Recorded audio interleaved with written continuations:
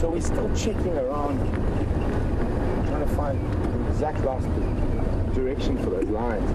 They slept in the middle of quarantine and chased what looks to be wildebeest in all sorts of directions. Quite interesting to see when that whole wildebeest herd comes together, how many babies are left.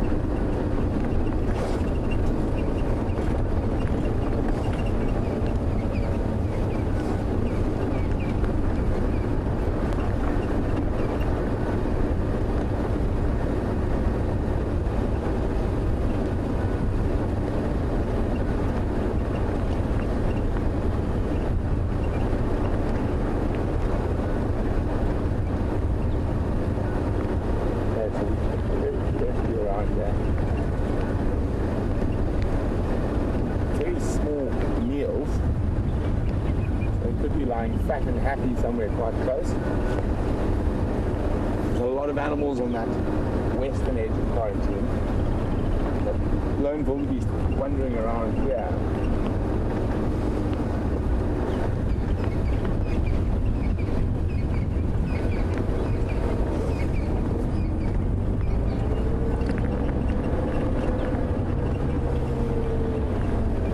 I've got a feeling that it could be this block here.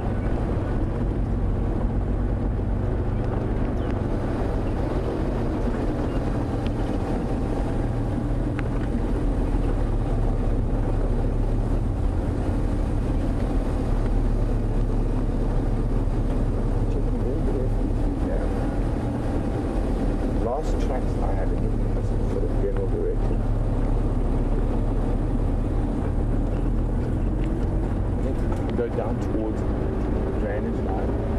It's a big elephant path that runs parallel to the check. And then there's that shame poor mommy wildebeest wandering around looking for her baby.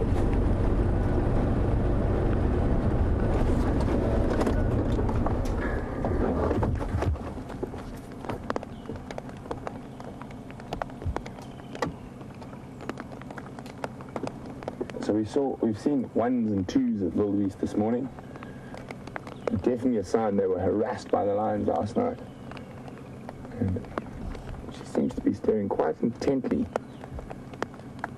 into the area to the east of us. And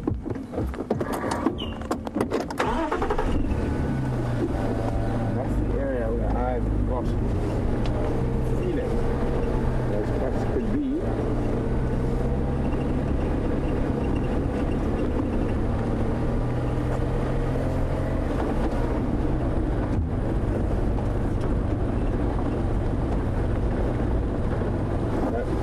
Lots of things like eating baby wildebeest. Brian is wondering, could it be the hyena? Very possible, Brian, and they were making lots of noise last night. But just judging from the tracks and what's going on, I'm pretty confident with the lions, and I'm pretty confident they caught a few of the babies.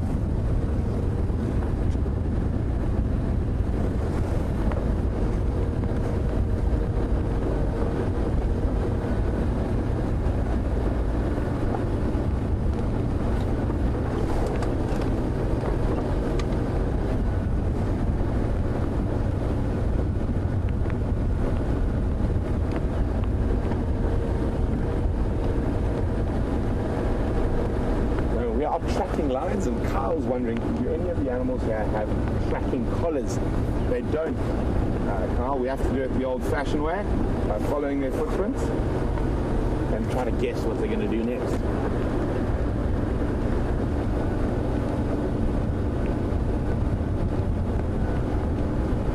Rain's getting a little bit harder. Still not hard enough to send us running for shelter yet. Quite refreshing. Drop the temperature a little bit.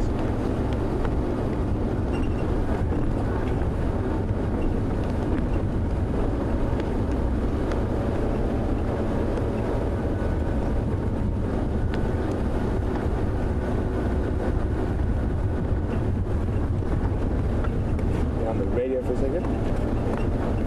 Aubrey.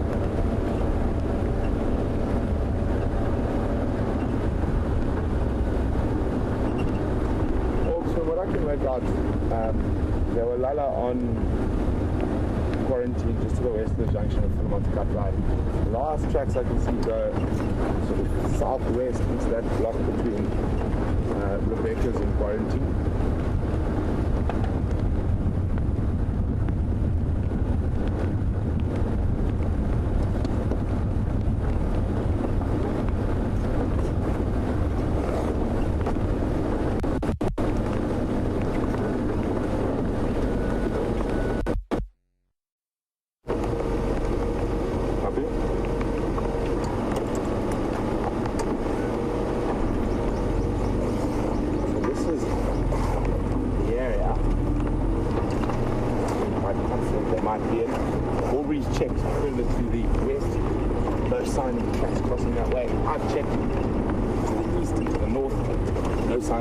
That way. So I'm just going to drive along this big any path. It goes through here.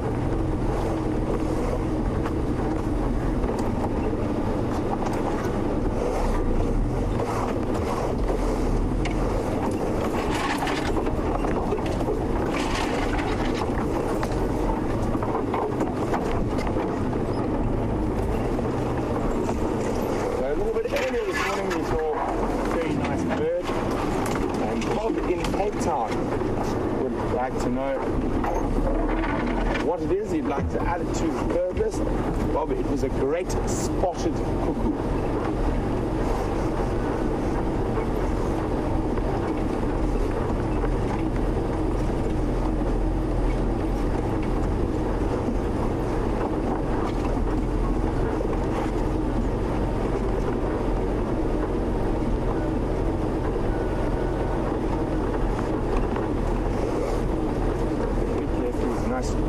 Drainage system to the south back.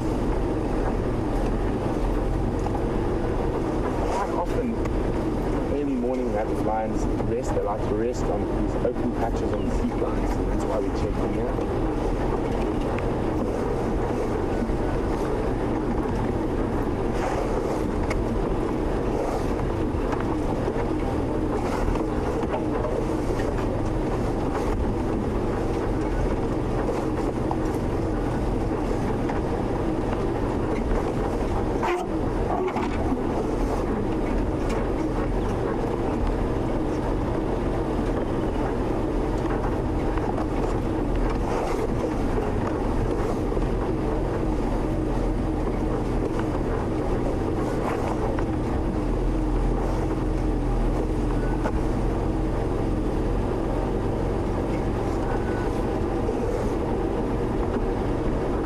Kitty cats, where are you hiding?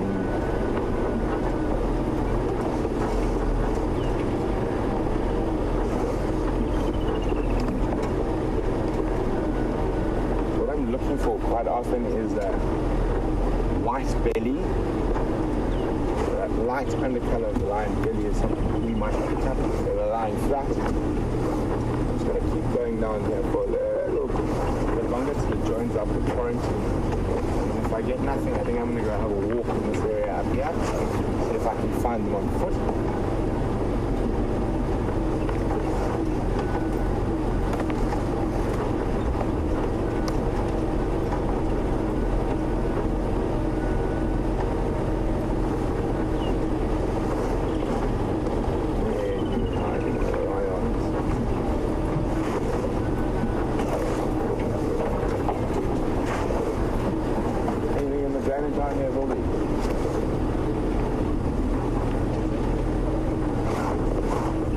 While we continue to track these kitty cats, let's go see what Jamie's been up to.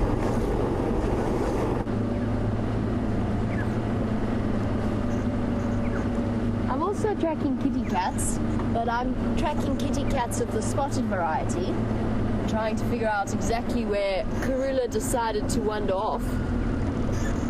The nice thing about looking at leopard tracks and following them and getting to know the individuals is that you start to recognize their tracks as well. And there's no real major identifying features in leopard or lion tracks, but the size and the area that you're seeing them in is usually a really good indication. Now Shadow, for example, and it would be between Shadow and Karula that we'd be seeing these tracks. Shadow's tracks are minute compared to Karula's, and Karula doesn't exactly have huge feet herself. But Shadow's tracks are tiny, tiny, tiny in comparison. So I'm fairly certain that we're tracking Karula. I've done a double check. I've actually looped around this entire block trying to see if she's somewhere in there. What I'm going to do after I check around Sandy Patch Road is to just stop and listen and see if we can hear any alarm calls.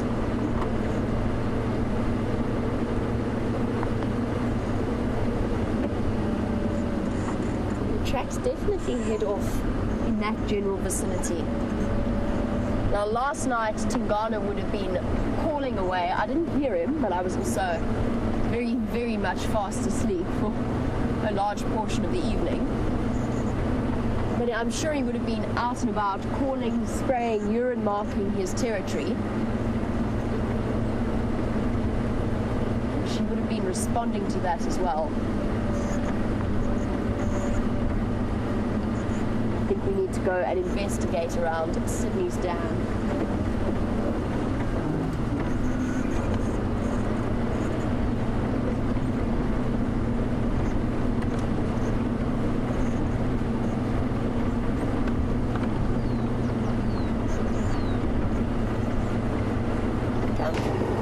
So I jumped off the car, I literally took 2 steps and got charged by a lion.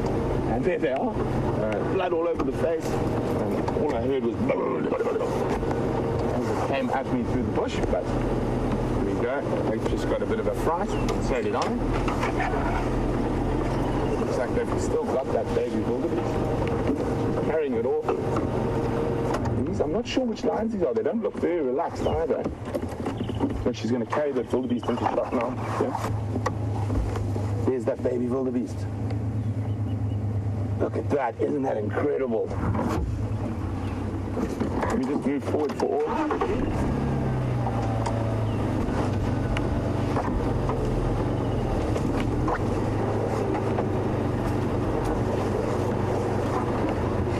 I'm not sure which lions these are.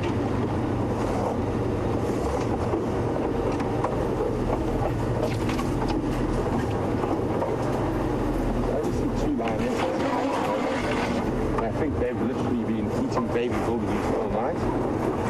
And it took a little bit of a fright when I walked straight into them. Let's be a little bit more relaxed now.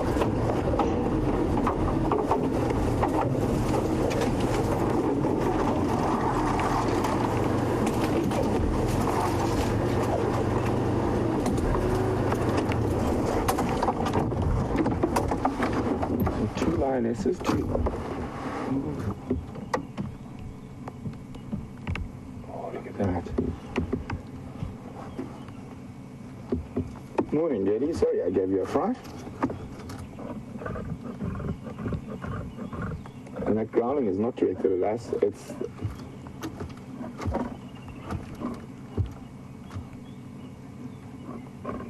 Well, Adrenaline Rush said we will find the lions, flat cats, no doubt. And Adrenaline Rush, I'm happy to say, not so flat. Growling lions, growling at each other. They were growling at me about 6 minutes, or no, probably less than that ago. It's a good way to wake up. Now, I think they've eaten a few wildebeest this morning.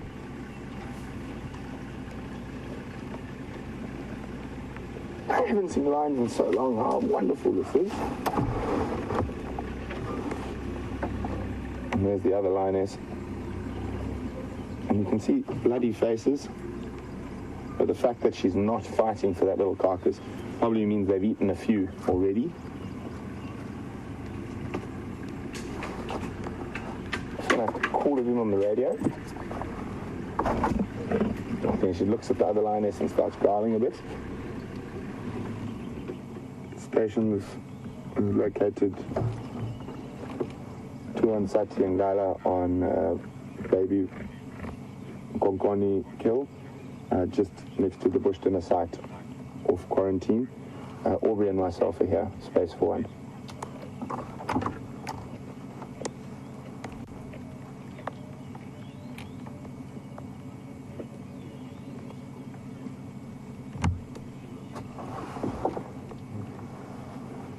So, that lioness who's eating looks like she's missing her lower right-hand canine. As I said, I'm still not sure which lions these are. I'm just going to try to move forward a bit so we can see a bit more of her feeding.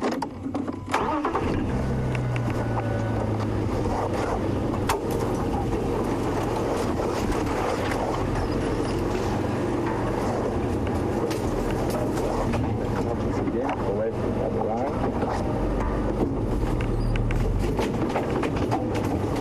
How's that, Bobby?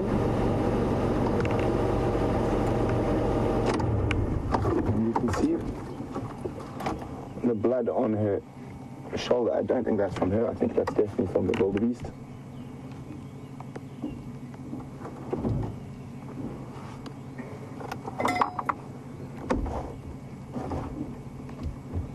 Aubrey. Aubrey,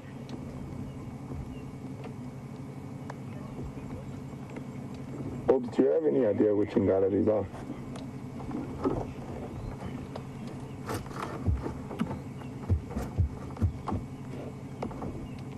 Copy, thanks. So Orbs also isn't sure which lions these are.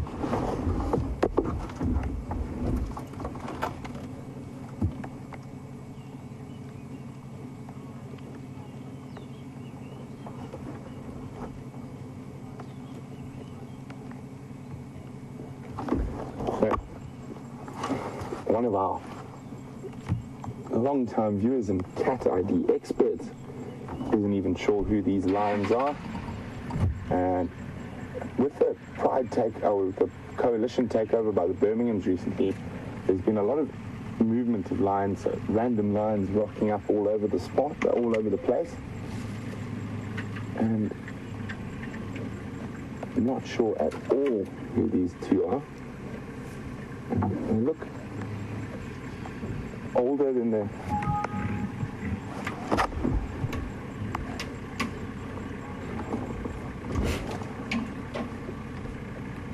and they look too old to be Shimungwes.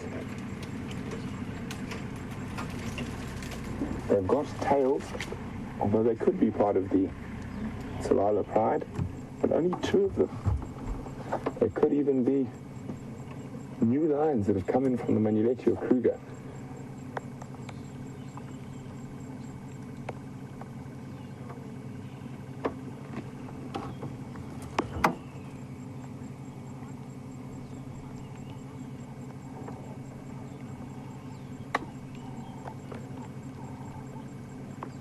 So Jennifer from Toronto thinks the one lioness that's eating looks like she could be lactating.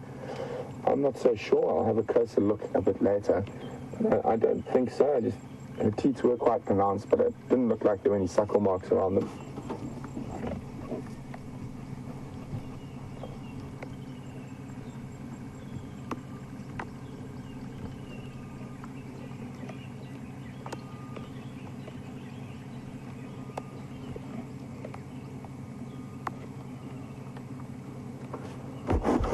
I'm going to try and move around a bit. Oh, there we go. There's the second lioness, and see, she's quite full. I'm sure it's not one baby wildebeest that they've eaten this morning, or in the early hours this morning. It's probably quite a few.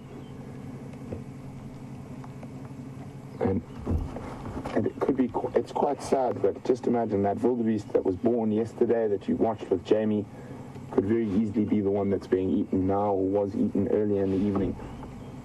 But unfortunately, that's nature. And that's life out here. See that very heavy panting of a full belly? I think her heart rate slowed down a little bit after we bumped into each other.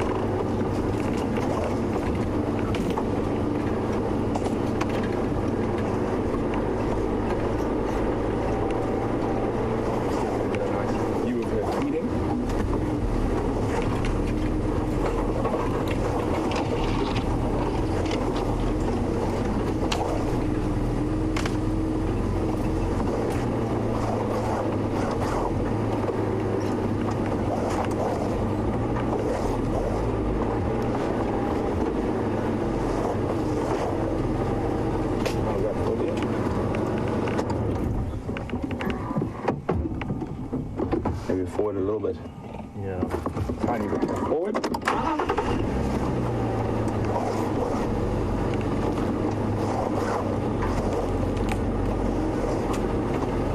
They win.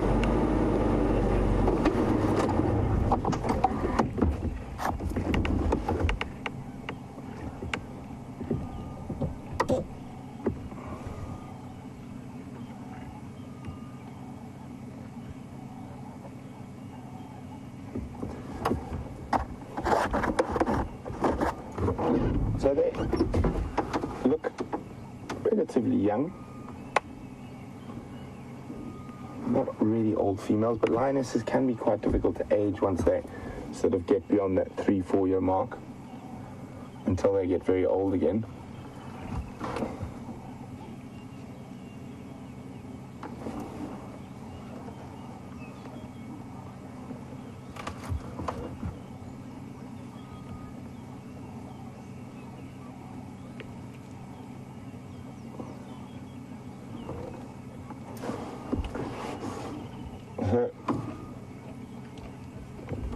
We've checked around and around and around this morning. So eventually I went back to where I had the last tracks and parked the car.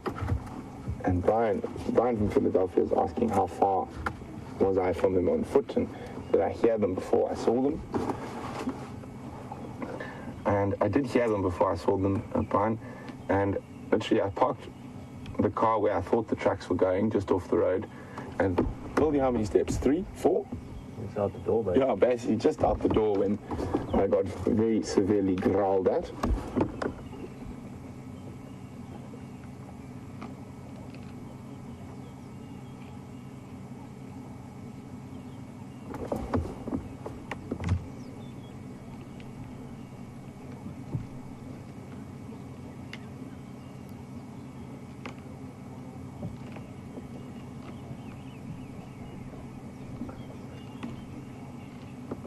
So, Chris Rogue says this looks like it could be the Styx. There's a hygroma on the right elbow of one of the lionesses.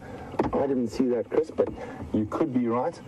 They have been hanging around with the Birminghams, and there were some male tracks around as well. They obviously don't seem to be here right now, which is good for the girls, because otherwise there'd be no food for them.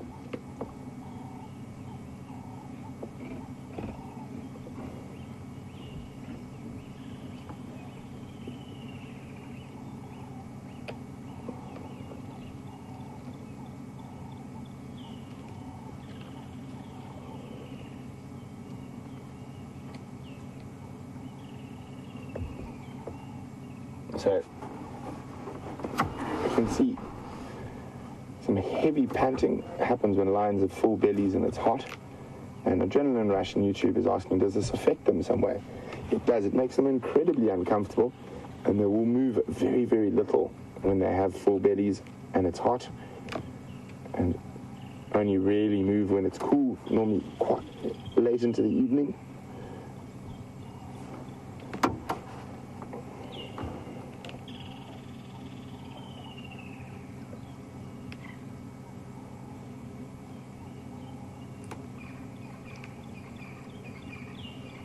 So that wildebeest we saw in quarantine, running around calling for its baby, was definitely looking for this baby, the one that's with the lions at the moment.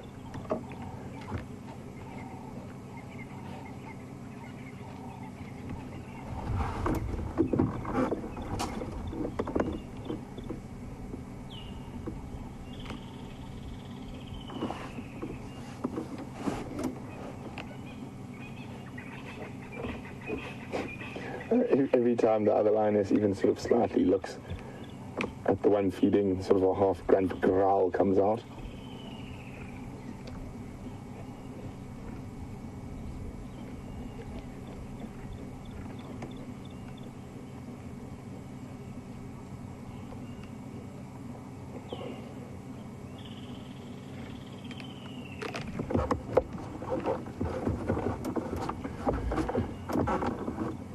So, Phil Marlowe, who's watching Safari Live on YouTube, saying this is the first lions he's seen. Are they around often? Well, Phil, since the coalition takeover by the Birmingham boys, lions have been quite scarce, and lots of breakups and prides, and those 5 male lions killed quite a few lionesses and cubs. So we have had a bit of a sort of hiatus from seeing lions, and a lot of lions are trying to move between the males, but nice to have lions back. And the prides we regularly get around here are Styx Pride and Nkahuma Pride are the 2 main ones, but we haven't seen the Styx for ages, and Nkahumas have been missing in action for weeks now. And SafariLIVE Pride, who doesn't normally come around here at all, has been up here, and so there's been a huge upheaval in the lion population dynamics. I'm going to try and move us again to try and change the angle a bit.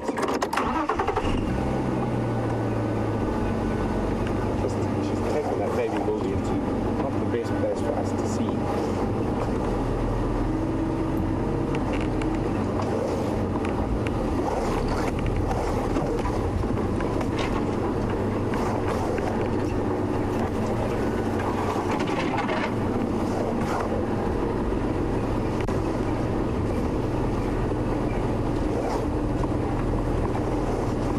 Lions have been known to gorge themselves, and Sharon is wondering, do lions ever eat so fast that they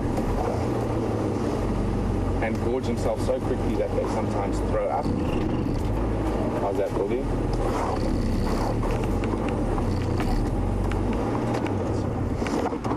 Fortunately, just a little bit of a difficult spot. Sharon, sometimes they do, it's very uncommon, but they have been known to.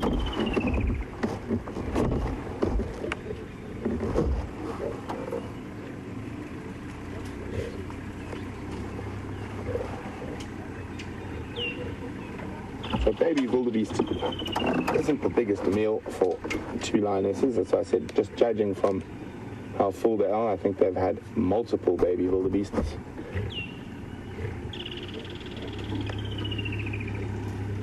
One of the next got a big scar on her belly. Yes, we see that scar on her belly there.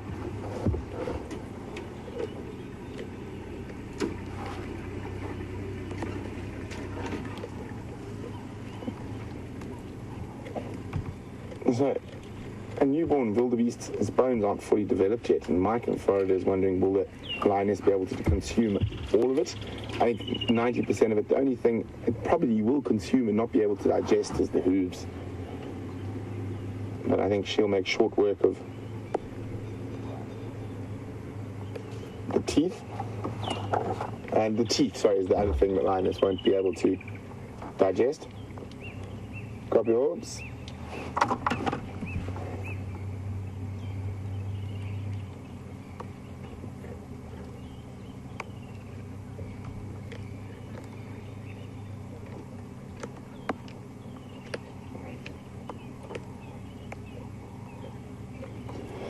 So, Anna Marie also seems to think this could be the Styx Pride.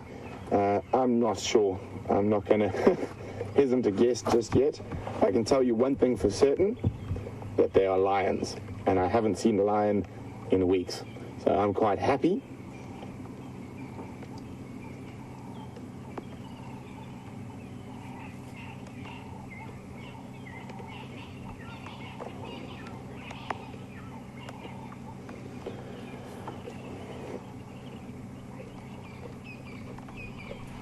So Wendy from Hampton Bay, New York, is wondering how long the mother wildebeest will continue to look for her lost offspring. Well, Wendy, it depends. I think she'll probably give up in an hour or 2. Sometimes they can go at it for a day or 2, but unusual. Let's try zoom around again. Have a good look at this lioness out in the open.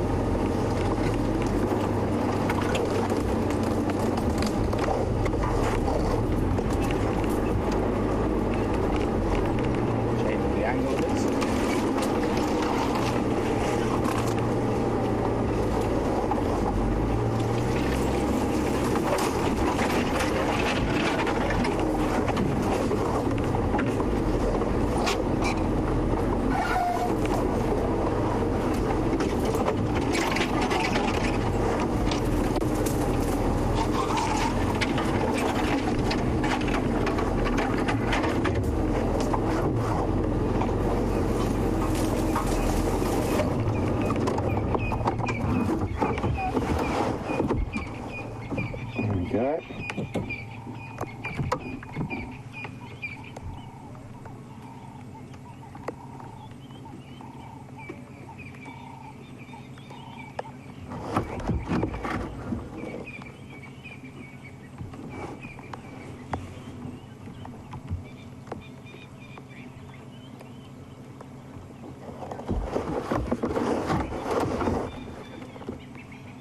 As we see some scratches and looks like a bite mark on here there.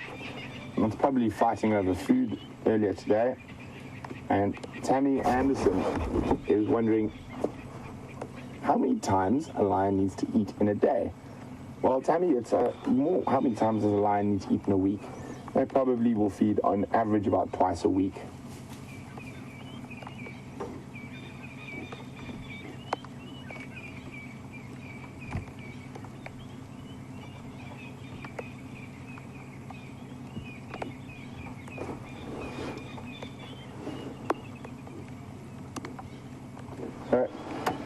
Julia Smith saying, am I sure that's not a wound on the lioness's back? No, I think it's just a scratch, probably from feeding this morning. I don't think it's anything serious at all. And it looks like a little bite mark midway down. And that's probably a fight with the other lioness here when they were more hungry.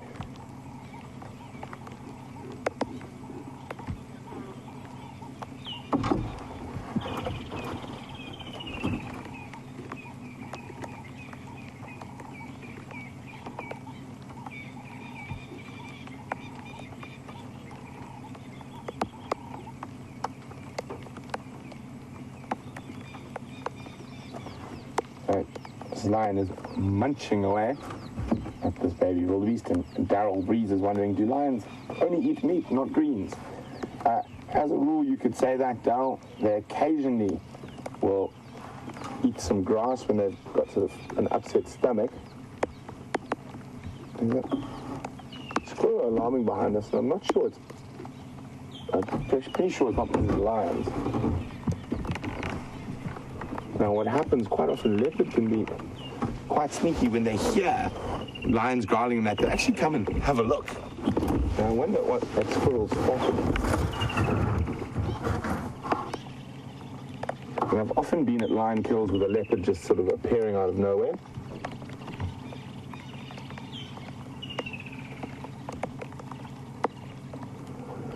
And you have a pitter-patter of raindrops.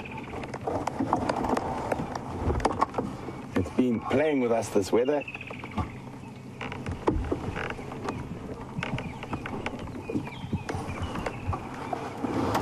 But I'm very happy. If the rain does come down, we did manage to find you some big cats this morning at least.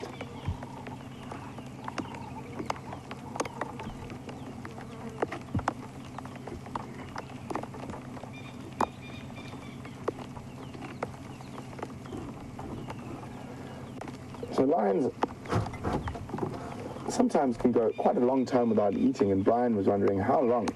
I'm probably up to about 10, 11 days without too much stress. They're not going to be happy lions, but they can go about that long.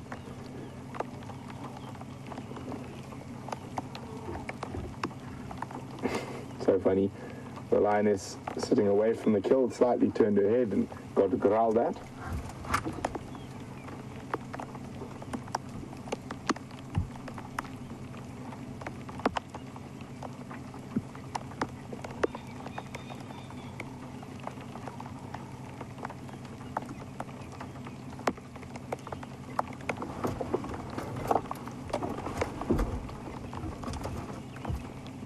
Jamie.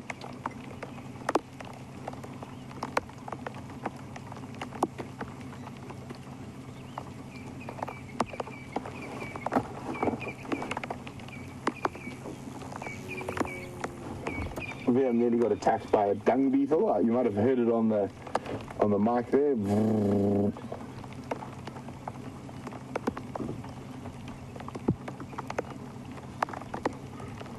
Oh, fat baby.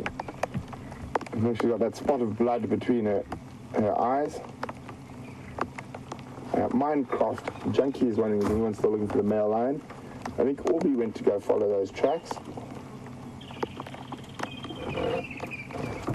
So there were Styx lionesses with the Birmingham males to the south of us, but these tracks come in from the northwest, so I don't know.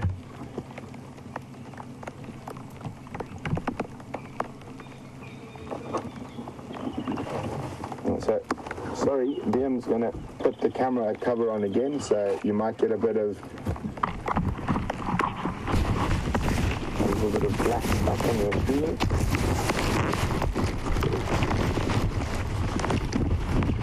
So, Adrenaline Rush is wondering whether this is considered to be an average-sized meal for 2 lioness. I would say it's very much a very small meal for 2 lioness, and as I say, I think they've eaten 3 or 4 maybe overnight, just judging from the size of their bellies.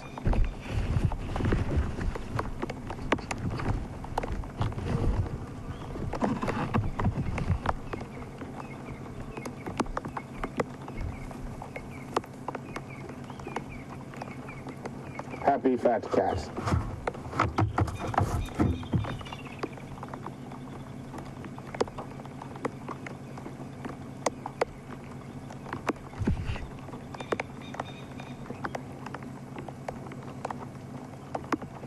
So obviously we saw that wildebeest mom wandering around calling for her baby. And Christy in Kansas City is wondering, will a wildebeest defend its young against the lions or other predators? Not against lions, Christy. Lions are too big, too strong. But I have seen them defend their young against leopard, wild dog, cheetah, hyena, but not against lions.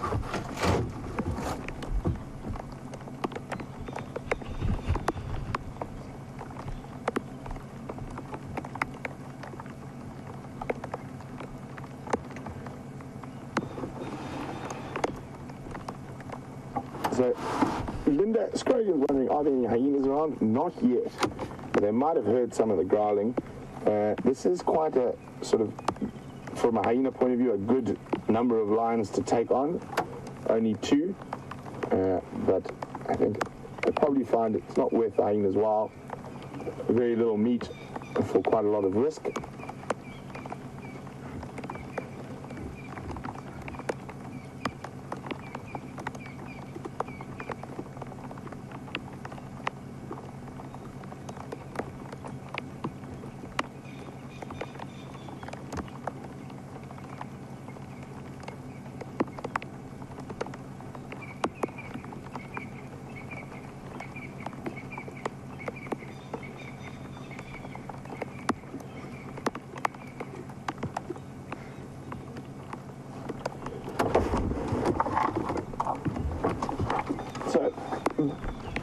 The wildies were still around this morning, and B. Wilson's wondering whether they will leave the area now that the lions have found them. Unlikely, they'll still hang around, or maybe move a little bit further away. It's more likely that the lions will move on before the wildebeest at this time of the year.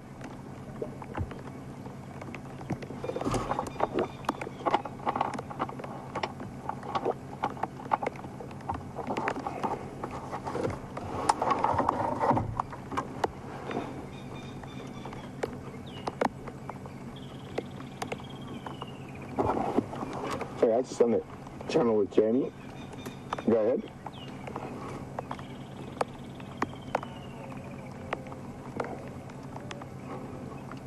I was just checking what direction those trucks you had were heading. I had some alarm calls down towards sort of Twin Dams, below the dam wall.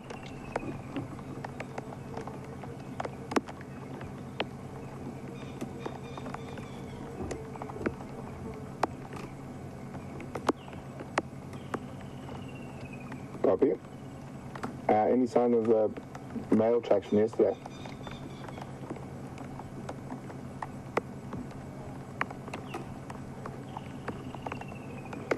Copy, thanks. Just trying to think where we can possibly move to get a nice view of the feeding and try it.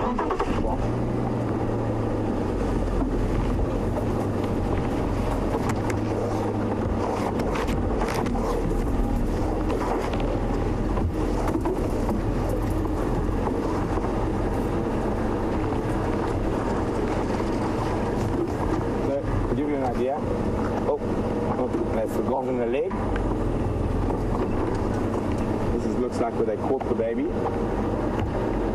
There's the leg. So that's where the lions were when they growled. And I was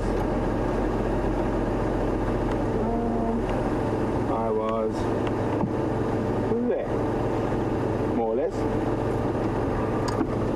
So just total distance, it's actually quite far, 30 meters.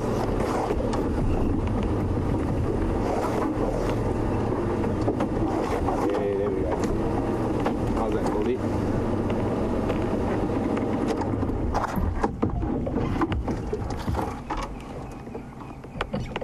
Well, big congratulations to AJ Mirabel. And this is her first lioness on safari. Lioness is busy chewing through a baby wildebeest leg at the moment, it looks like. It's got up to the knee. And with a young animal like this, it can crunch through all those bones.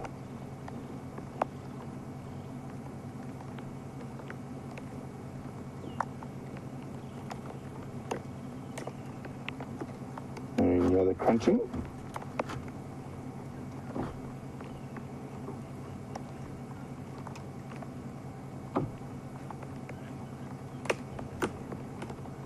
Using the premolars to crush and crunch that bone.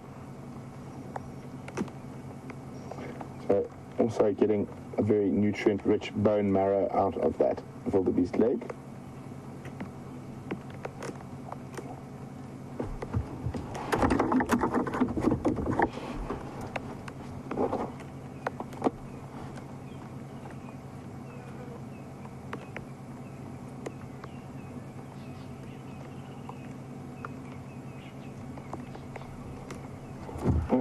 Pam says these lionesses look quite young, and they said they do look quite young.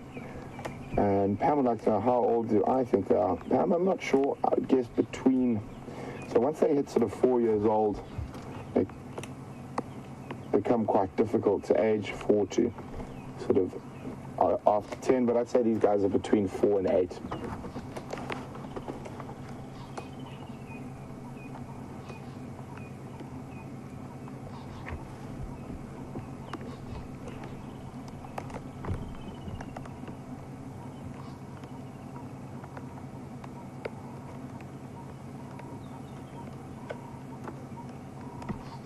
Making very short work of this baby wildebeest. Well, we're going to sit here with the lions. Let's go across to Jamie to see what she's been up to.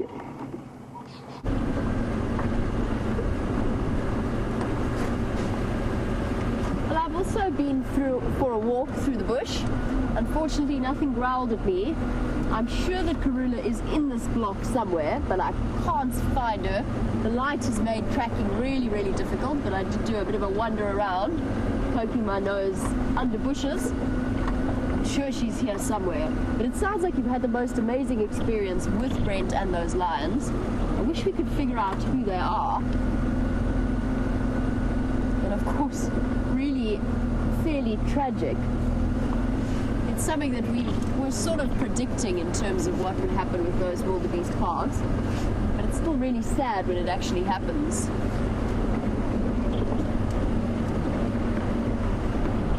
Oh, the thing that I noticed about Karula's tracks is she was veering on and off the road all the time, which leopards do, but I think she was coming along to mark her territory, and I'm sure that she's come to go to find Tingana. There's no tracks of him coming out, so he might well still be in this area. It's just a matter of figuring out where those two are. I've been listening very carefully for alarm calls as well. She could well still be moving. I wonder where she's hiding. Seems like most of the general game is hiding as well.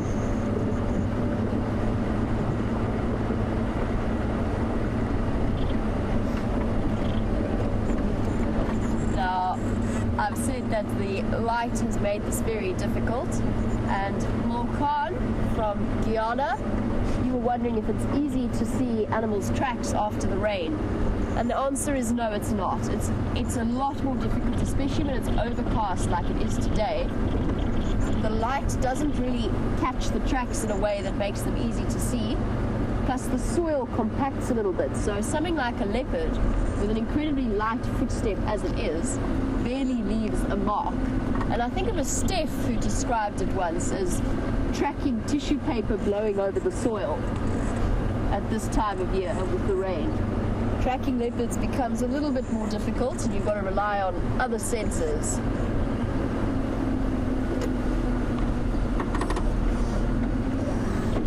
Hello, little thing.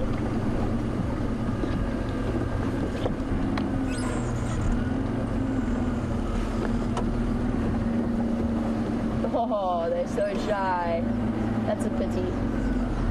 Sometimes nice to stop for our smallest predator out here. Little dwarf mongoose, but they're being very camera shy. I've mentioned Karula and I've mentioned Shadow and the fact that this is the boundary of their two territories. And Brian, you were wondering if Shadow, the one that I'm talking about, is the same one that was on Big Cat Diaries. And the answer is no, different Shadow.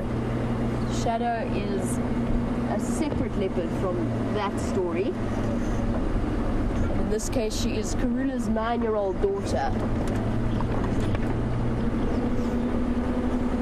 Last seen around the Arathusa airstrip, and she's probably still in that vicinity. And the thing about last night is it wasn't just perfect weather for wildebeest calf massacring. It's also impala lambing time, and the leopards have been capitalizing on that fact. And usually we see the impala all around this area, and I have not seen one. And it makes me wonder whether Karula was not on her own lamb killing spree last night. As I said, perfect hunting weather, dark, cloudy, windy. The animals get dazed and disoriented, especially the babies. And the predators have a field day. It's what they are, that's sort of the time of day that they are built for. I haven't seen one impala wandering around, which really makes me think it was what tipped us off about those lions as well. The first thing Brent said to me this morning as we were driving towards the main camp was the fact that there were no animals on quarantine, and we're so used to seeing them around in big herds.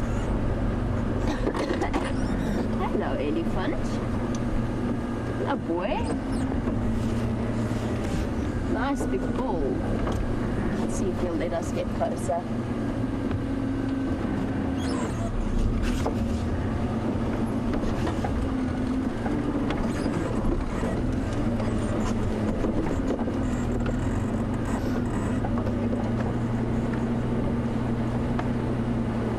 Hello, boy. Yay, I haven't seen an elephant in a really long time. I'm quite excited about this.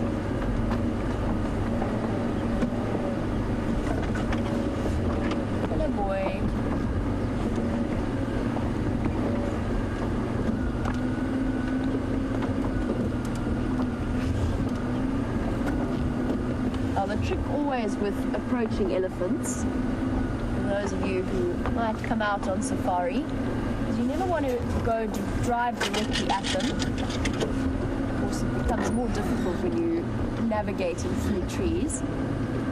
Try and move a little bit around. Basically, you want to give them as much personal space as you can see that they feel comfortable with. This male is perfectly relaxed, just watching his feeding behavior. Hello, boy. Let me come and have a look at you.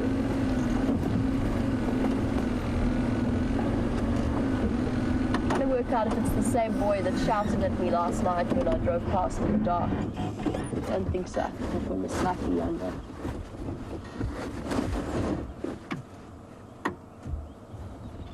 Oh, dust bath. Early morning dust bath.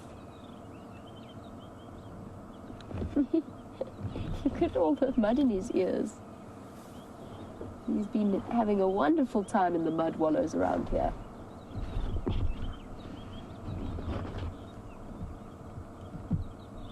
This is a nice Ellie bull.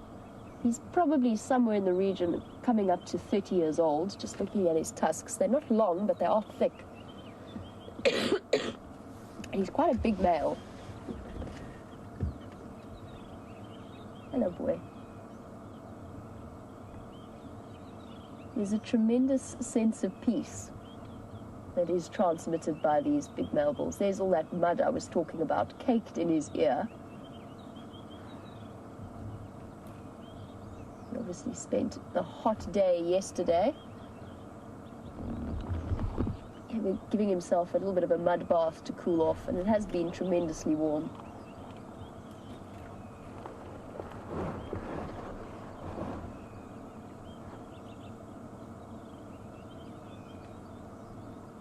What is he munching on?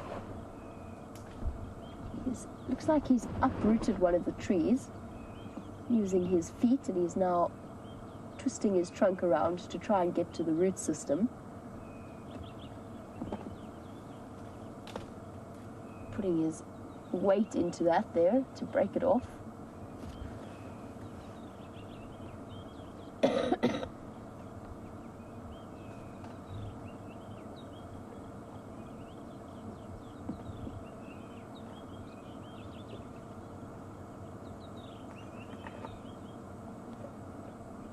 Now, Jess Wolfsbane, watching on YouTube, you've heard that the females make very low sub-frequency or below our hearing sounds, and you were wondering if the males do it as well, and they absolutely can. Both males and females can make those incredibly low rumbles, too low for us to pick up, and it's actually a phenomenal form of communication. It's something that human beings have only figured out that elephants do in the last sort of 30 or so years.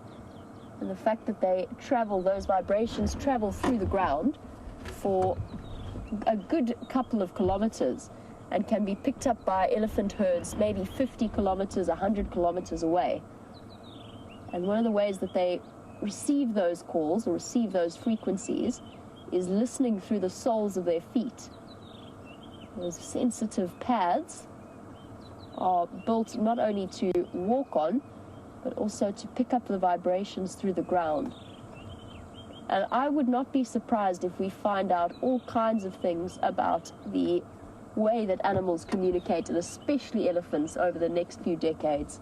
I just think we are only starting to understand the way that they work. He's alternating between breakfast and dust bath, his morning routine. It's wonderful to spend some time with an Eddie bull, but I believe that Brent is still with those lions, so let's head back across to him.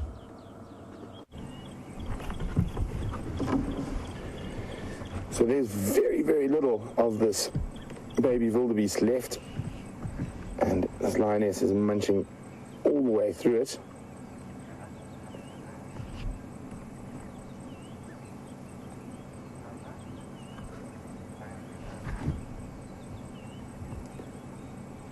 And you can see there's a little less urgency in munching now.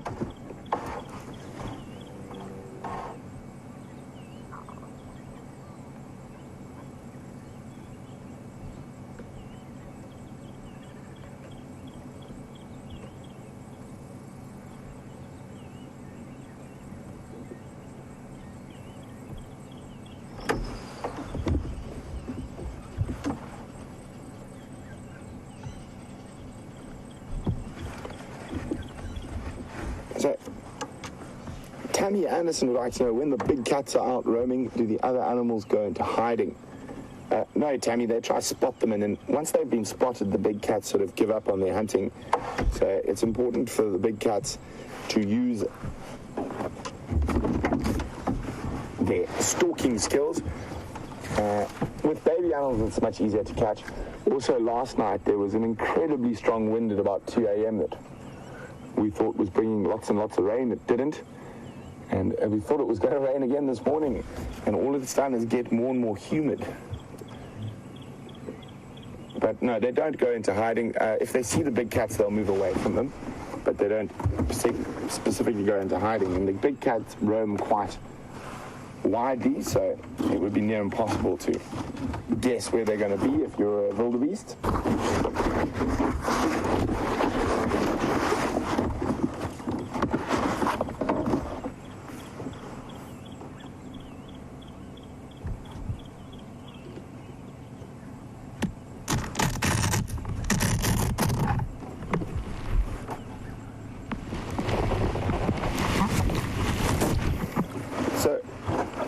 We had some Styx cubs a few months ago, which were killed by the Birmingham males.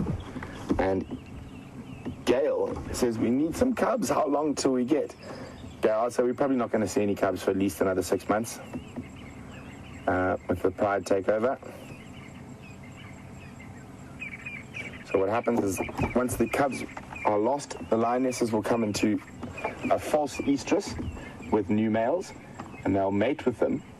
But generally that will not lead to any birds, because what genetically the lionesses are programmed to only sort of get pregnant after about 3-4 months, once those new males are set.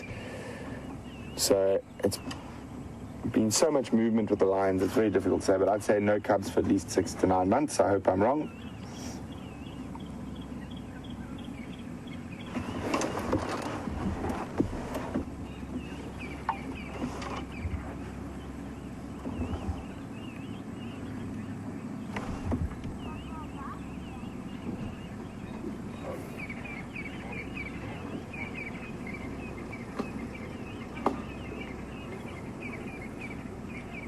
I mean, look at that. Isn't that incredible? There's almost nothing left of that baby wildebeest.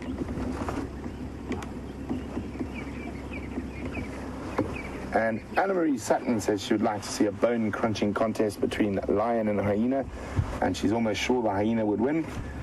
Me too, Anna-Marie. I don't think the lions stand too much of a chance against hyenas at bone-crunching.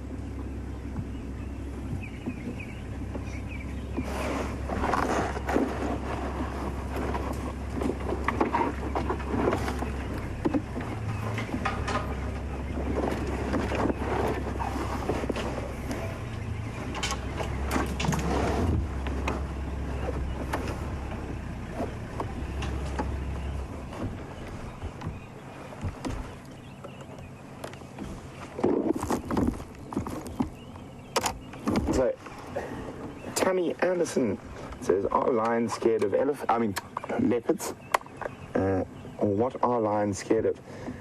Tammy, the lions are not scared of leopards. They're quite a lot bigger. Even a female is quite a lot bigger than a male leopard. So they will chase off all the other predators. So the only thing two lionesses like this might be scared of is unknown male lions, or a big pride of unknown females, or a big clan of hyenas might be able to chase them off.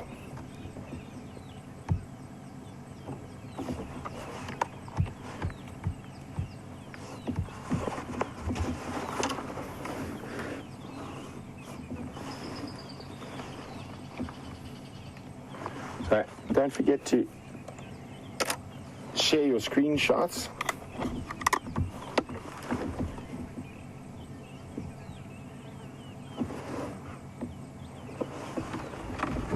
I'm just going to get a few pictures of these lionesses' faces and see if I can compare them against some of the other prides we've seen.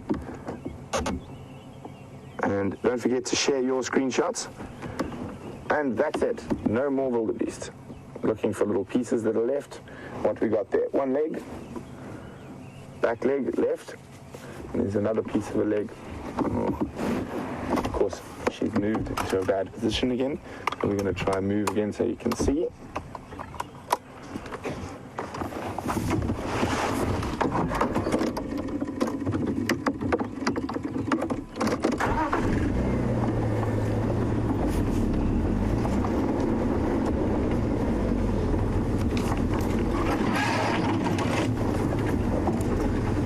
Round and round the lion goes.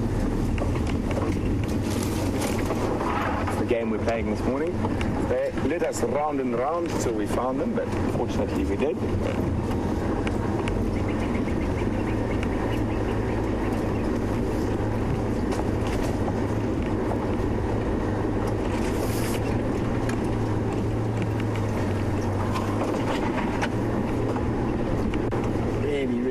like to know who these lionesses are, which pride they're from, or are they possibly new lions we don't know.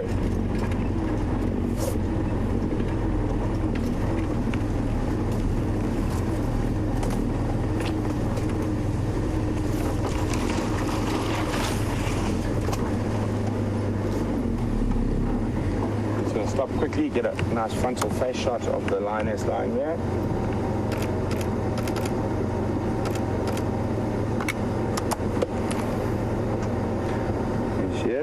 Okay, let's get on to the feeding. The last of that baby wildebeest. Going to be a bit of a through the bush view.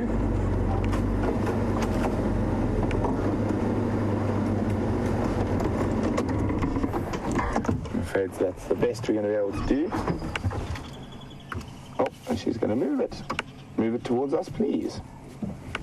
Nope.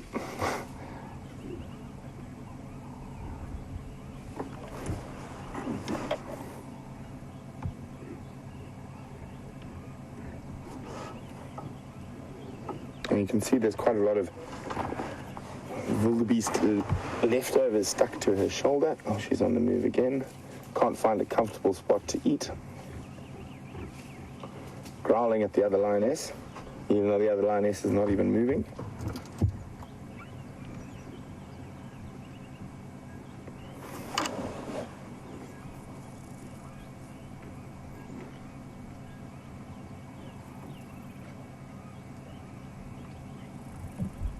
As you move deeper into that little thicket, maybe if I edge back a little bit, we might be able to get a gap for the camera.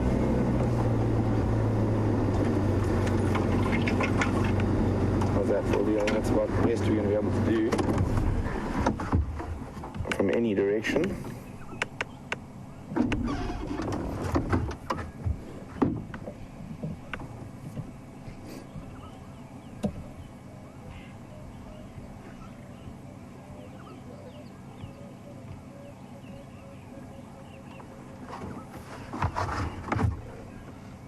I'm saying, just judging on how fat they are, they've probably eaten, I would say, 3 or 4 baby wildebeest this morning.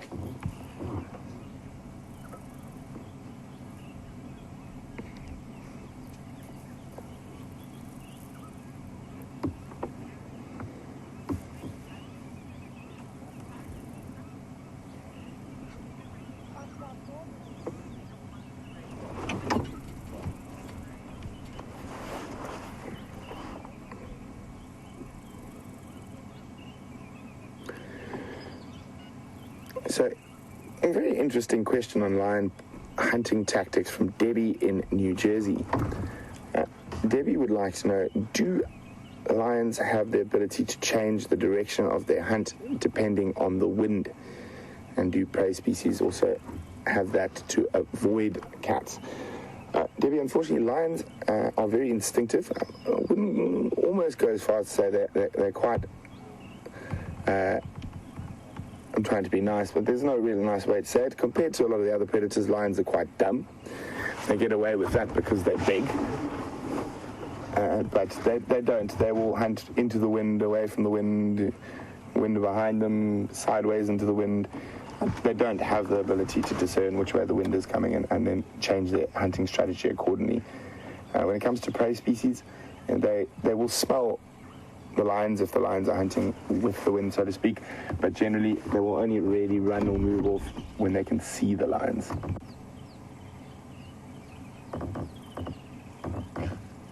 Probably the smartest of all the predators we get out here is the spotted hyena.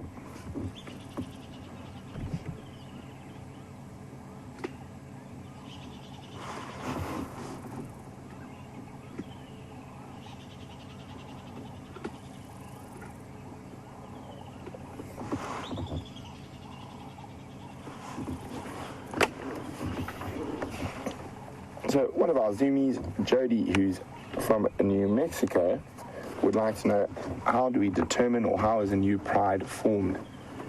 Well, generally what happens is a pride will become quite large and the competition for food in the pride becomes quite heavy, and that's normally how a new pride is formed, and they will split into a smaller number, so there's less competition for food. So there's a very distinct scar on her cheek there. A closer look. Is it a scar, or is it just a fresh little scratch from this morning? It looks like a relatively old scar on the right-hand side of her left cheek there. Two sort of lines. And if we look at her teeth, they don't look too worn down.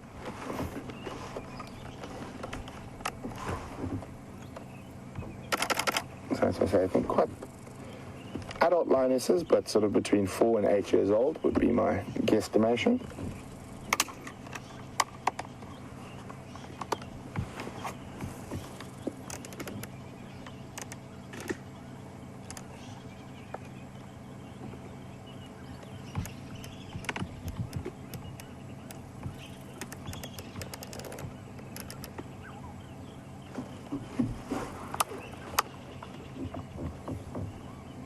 I can't imagine there's very much of that wildebeest left at all.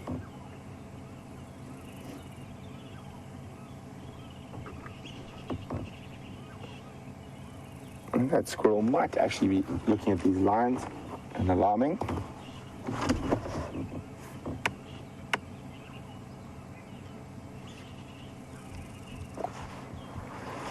It'll be quite interesting once they're finished, because lots of growling at each other while feeding, and possibly even though I'm sure they would have had a few fights this morning over such small prey. But as soon as it's over and there's no meat left, best of friends, lying on top of each other, grooming each other.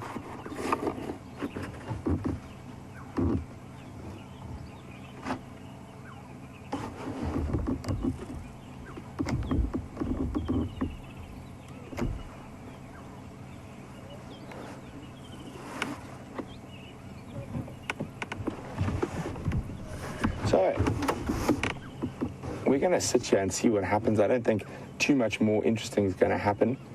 I think that once that little bit of wildebeest is left, they will probably lie down. They might head out for a little drink, maybe a little bit later after a rest up after feeding. So hopefully Jamie's tracking has been successful. And I know she was tracking Karula, the Queen of Juma. Haven't heard anything yet, so I'm sure she's still hot on the trail.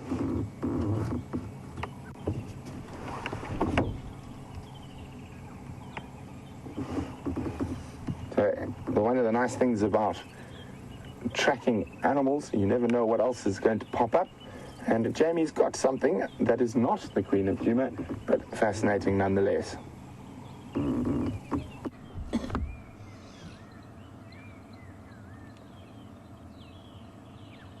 We're still with our wonderful gentleman who's been absolutely loving his snack of roots. Hello, boy.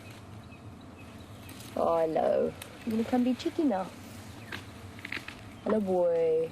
Oh, is that a good scratching post? Using the tree between his back legs as a way of scratching. Ah, and he's found a knob thorn that he wants to munch on. Baby knob thorns of about that size are one of the Ellie's favorite foods. Hello, boy. You coming to say hello?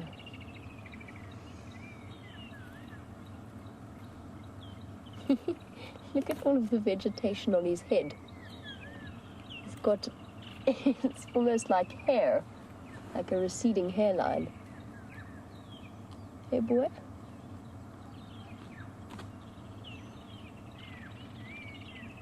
And the fact that he is eating, he's keeping an eye on us, but he's perfectly relaxed. There's no aggression in his body language at all. He might come right up to say hello. Oh, boy. Hey, gorgeous. Yes, you're beautiful. Oh, I love that feeling.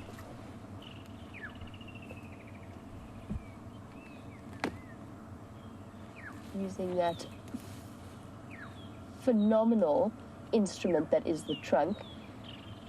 And Daryl K. Bree was wondering whether elephants smell with that trunk or whether they have other nostrils. Look at him munching away. The answer is yes, they smell with the trunk. It is their nose. They don't have any other separate nose openings. The other thing that they do sometimes do is they pick up the scent. Oh, that's so cool. Blowing your dust away and having a good sniff to see if he can find an appetizing snack. I think he's looking to see if he can get at the roots there,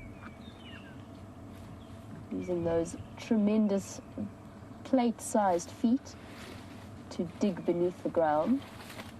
Oh, look at that. Elephants are the most incredible animals. The other thing they do, just in terms of smell, is they sometimes touch the scent with their trunk and then put it into their mouths. So they bring their trunks onto the organ of Jacobson. Hello, gorgeous.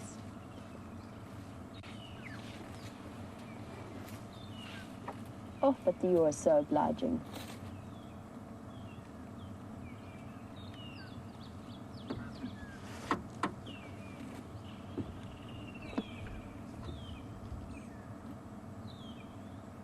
And Elizabeth, you're absolutely right. He is very much a gentleman.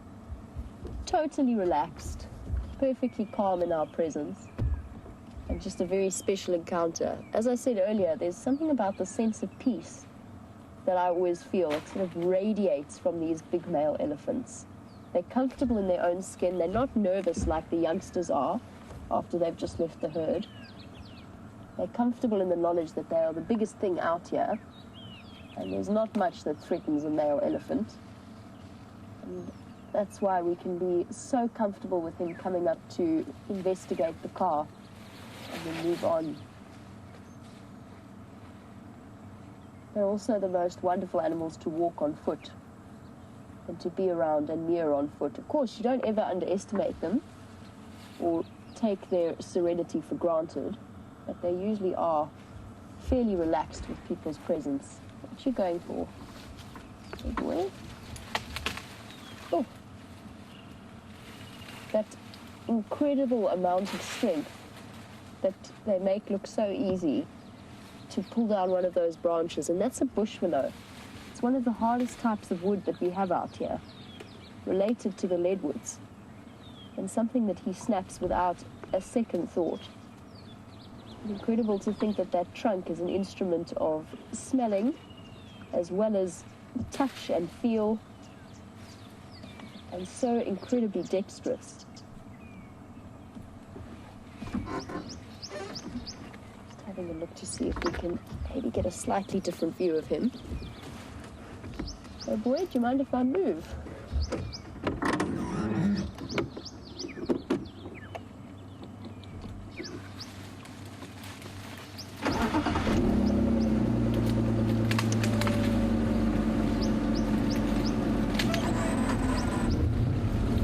We've just had that glorious view of those incredible feet of his.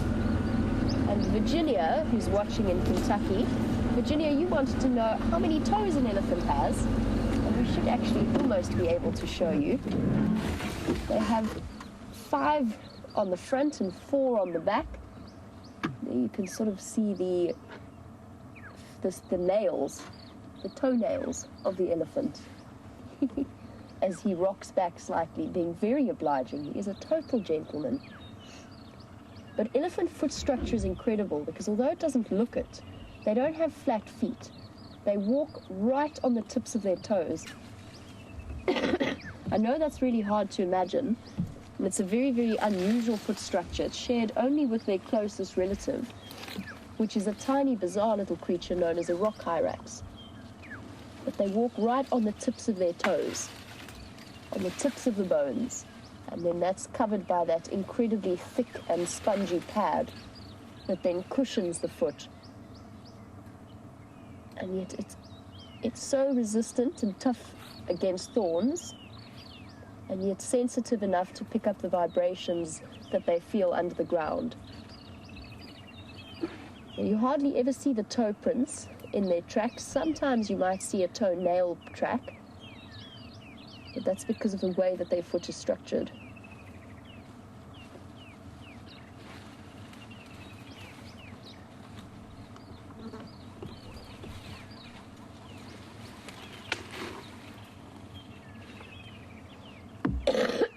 Now he's perfectly relaxed, but sometimes a male elephant enters into a state of increased testosterone. It's known as must, and they start to secrete from their glands, their temporal glands, as well as they dribble urine at the height of their must cycle.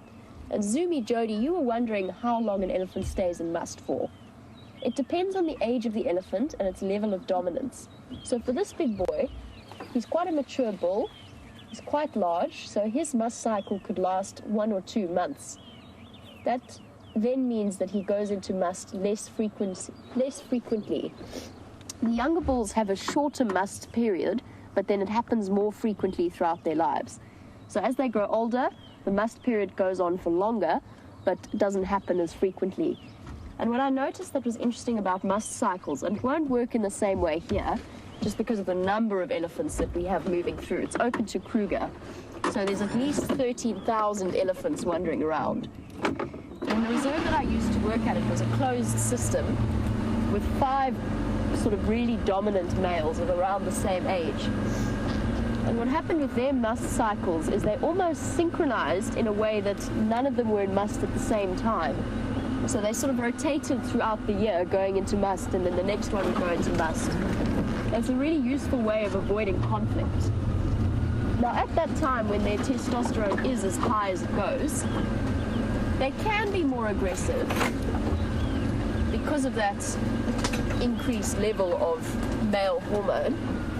But a lot of the time, I've actually found bulls in must to be as relaxed as they are when they're not in must.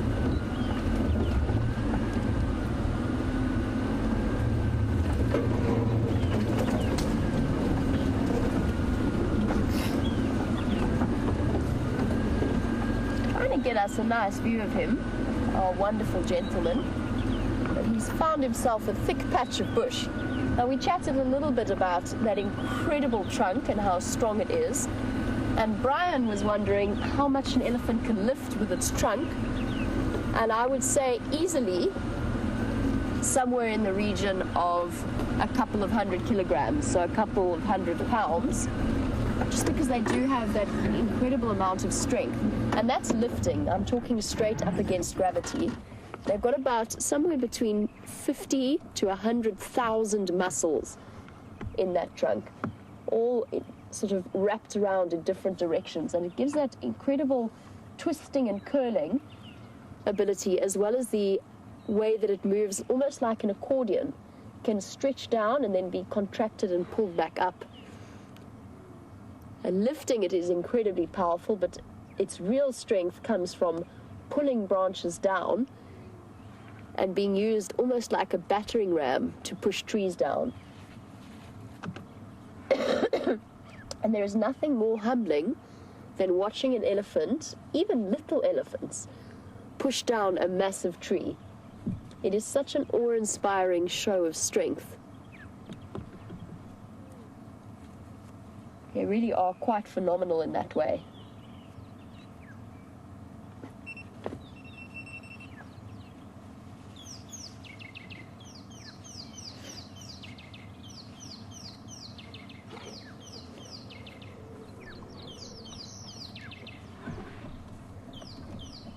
Now, Sandy, we've chatted a bit about the sensitivity of elephants' feet and how they can hear essentially through the soles of them.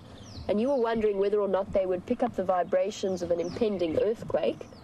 Yes, absolutely they do. And of course, the famous example is the elephants that were around during the tsunami of 2004, and the fact that they all seemed to know that something was going on. And we find it with all animals, but elephants in particular started running for higher ground, and they almost certainly are feeling the minor sort of beginnings and the rumblings of the movements of the tectonic plates that precede an earthquake. So I'm certain that they can. I think that they also sense shifts in magnetic field, the Earth's magnetic field.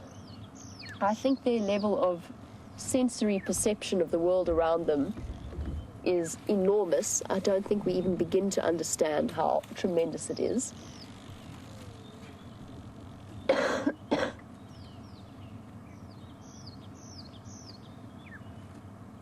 And I wonder what they say to each other in those messages.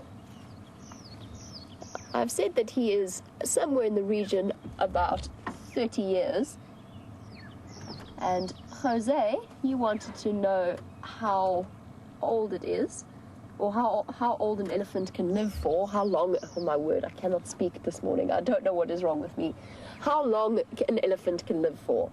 The answer is between about 50 to 60 years. And what's fascinating about it is the way that they age. So their teeth, they go through 6 sets of molars in their life on a sort of conveyor belt.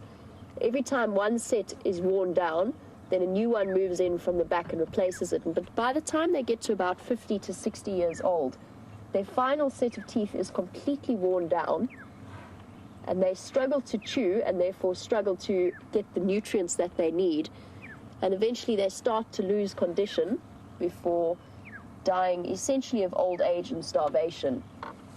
And Jess Wolfsbane, you were wondering how you can age an elephant, or if there's any way that you can age an elephant apart from the teeth. Size is usually quite a useful indication, but you get big elephants and you get small elephants, just like you get tall people and you get short people. And tusks as well is also not entirely reliable in terms of aging an elephant. Some have much, much larger tusks than others. It's only really around the sort of early stages that you can guess their ages by how much their tusks, and I'm talking about 1 to 3 years old, that you can really age them in that way. So the only real way to look at it is to look at the level of their teeth and how much they've worn down. Other than that, it's just guesswork.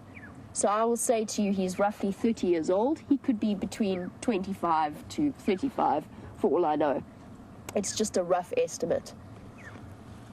There's no way, unless we actually darted him and had a look at his teeth, that we could tell, well, our Ellie's in thick bush and the lions are up and about, so let's have a look at them. Even her belly looks cool. So, almost 0 of that wildebeest left, and this is the female has been feeding, so not that full, and you can see her teeth. I don't think she's lactating.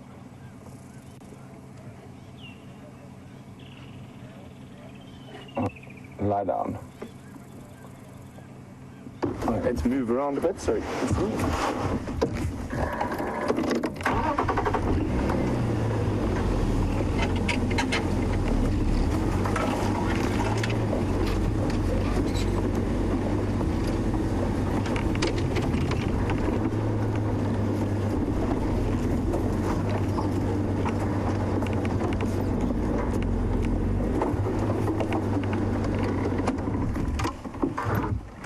There we go.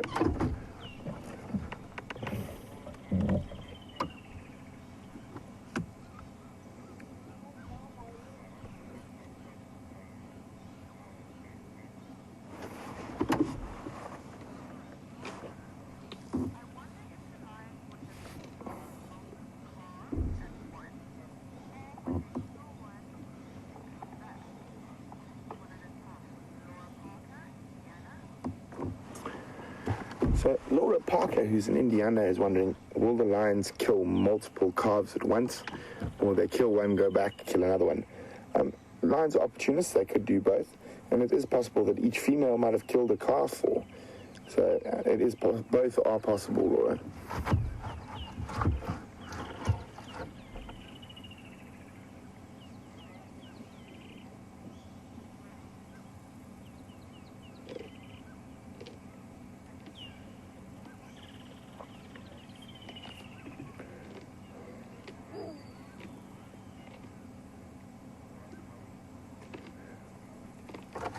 Alyssa is wondering what a lion's fur feels like. Is it coarse or it's fine? Alyssa, it's quite coarse, not fine at all, quite rough actually, even though it looks silky smooth.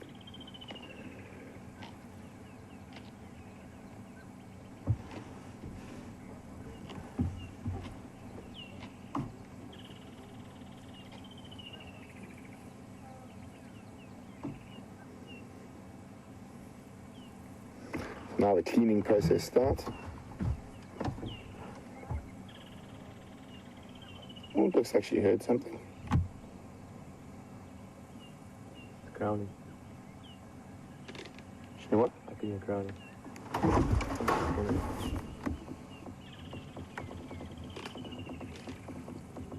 Oh, roaring. Other lions roaring. That's what she was listening to.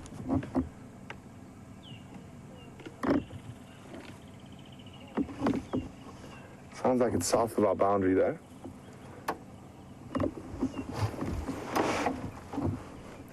Probably one of the Birmingham boys.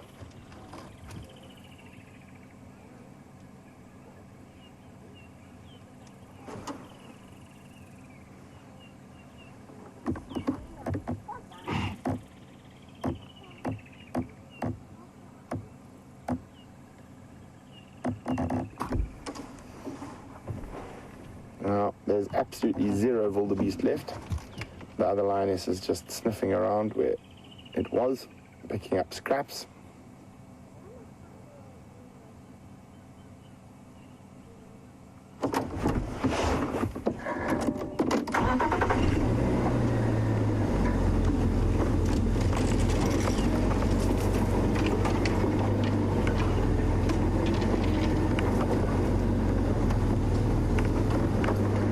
She's going back to where they killed that.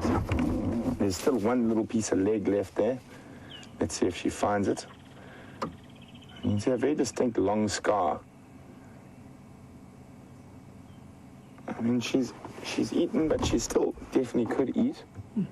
Oh, listen to the little contact call. Ah, and there we go. She's found it. The last bit of the baby wildebeest. Still a bit of meat on there.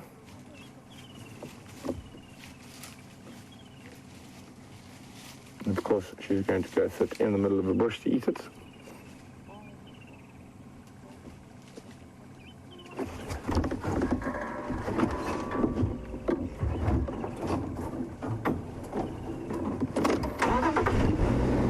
So while we reposition to try and get a better view, Gilly in Milwaukee was saying, do the predator populations increase in a time of drought? Do you have a population explosion? Well, Gilly, the populations definitely increase quite a lot, and it is a time of plenty for predators when it is very dry.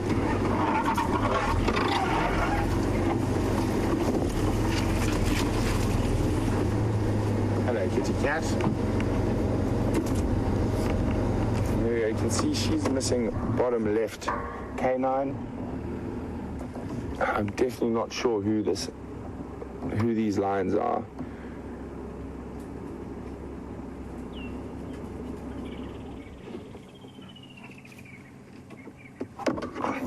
So even though it's cloudy and overcast, it's still very warm and humid, and that'll make life a little bit uncomfortable for the lions as they digest this wildebeest.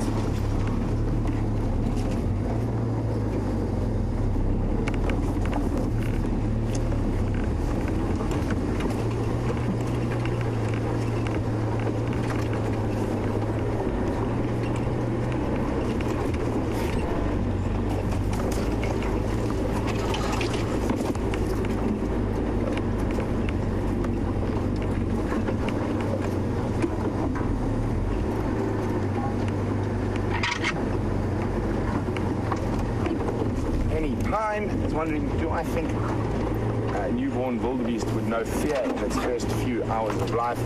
I'd say most definitely. I think fear is instinctive in a lot of animals. That's about the best view we're going to get of her eating. There we go.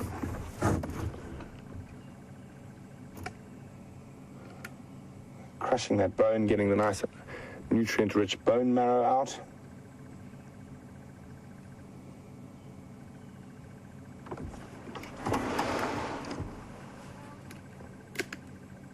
Crunch, crunch, crunch.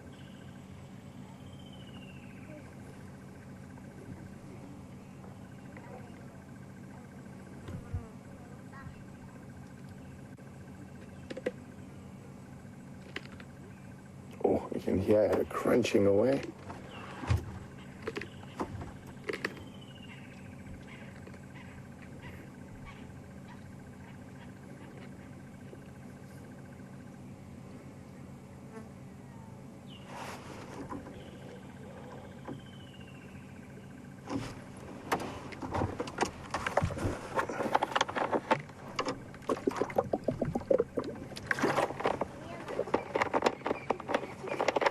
Very, very humid. This rain just keeps staying away.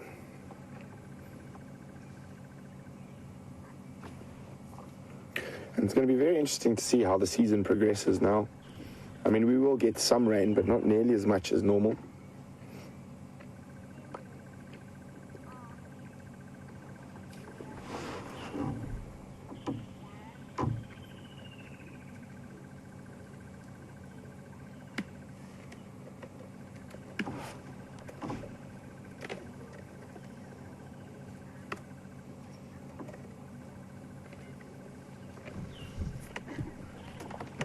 Anne in Pennsylvania is wondering, will the lions clean each other's wounds while they're grooming?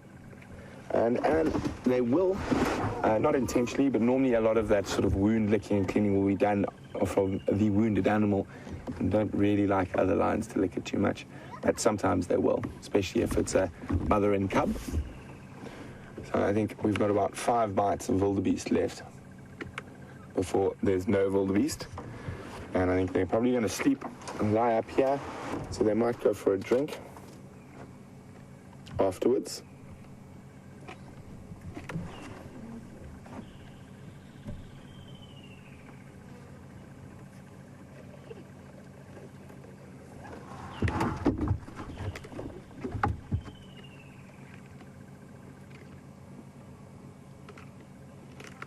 There we go, we're almost down to we're eating through the shin at the moment. You can hear the bone splintering as she bites.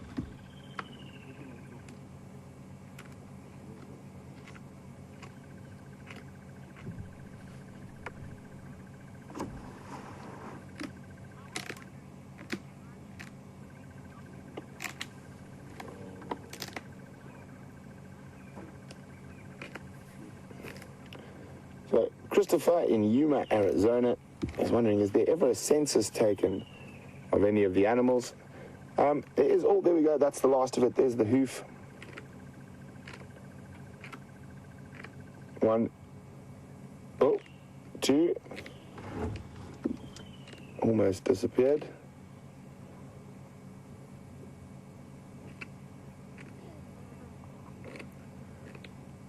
And that is the end of the baby wildebeest completely now. So, still looking for scraps. We're going to walk through and join the other lioness now.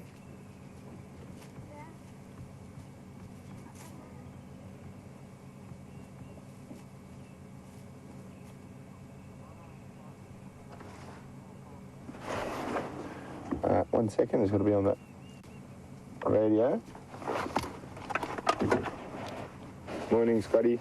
The Wamafazi Ingwe tracks heading north in the block between Aubrey's and Shandy Patch. We've got 2 Wansati and Gala just to the south of the Bushton site in quarantine. I've just finished eating a baby wildebeest.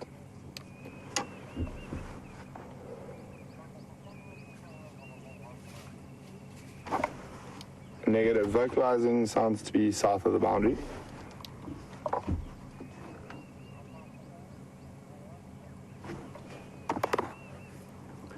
Just going back to where that kill site was, looking for any scraps, so she is quite hungry. Let's just move forward a skosh.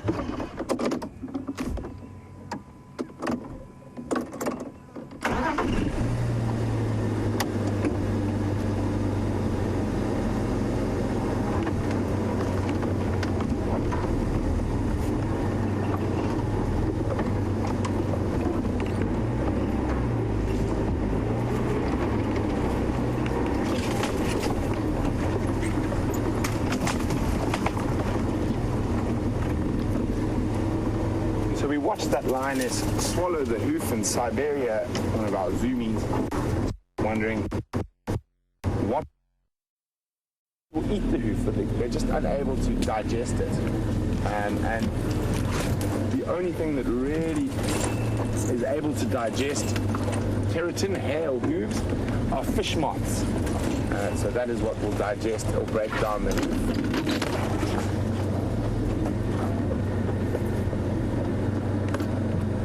So she's sniffing around where the kill was made, looking for any scraps.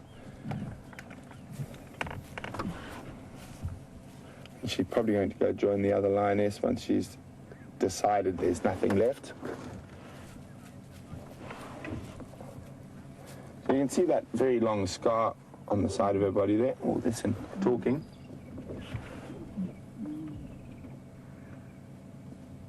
And it's always amazed me. So after the food's done, best of friends.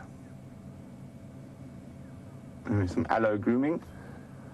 And this grooming, oh, there we go, she's found some snacks.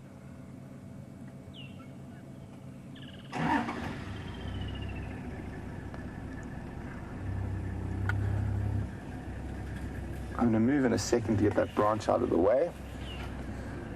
Let's wait for the other vehicle to finish moving. So that aloe grooming is very important after feeding, because they often beat each other senseless while feeding. So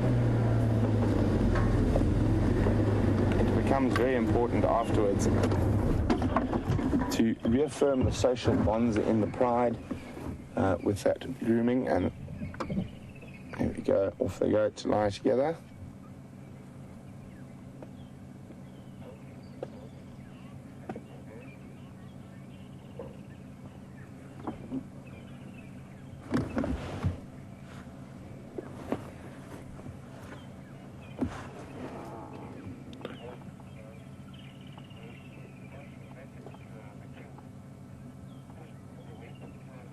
And cows, interesting. I wonder if they're going to move now. Maybe head off for a drink.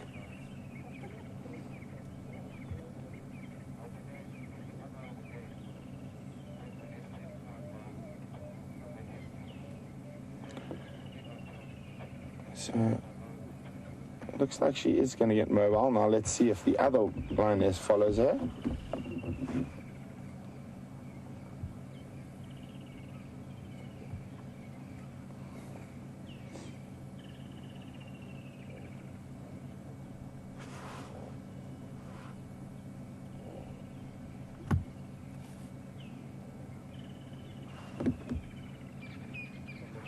That other lioness still moving, or she stopped?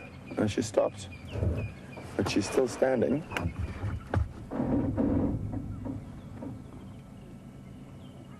And there she goes.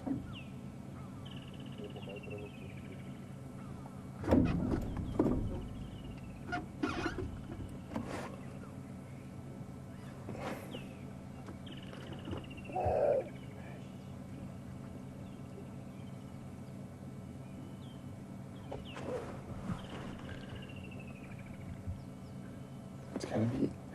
I wonder if they're going to go for a drink or just find a better spot to lie down. Flop.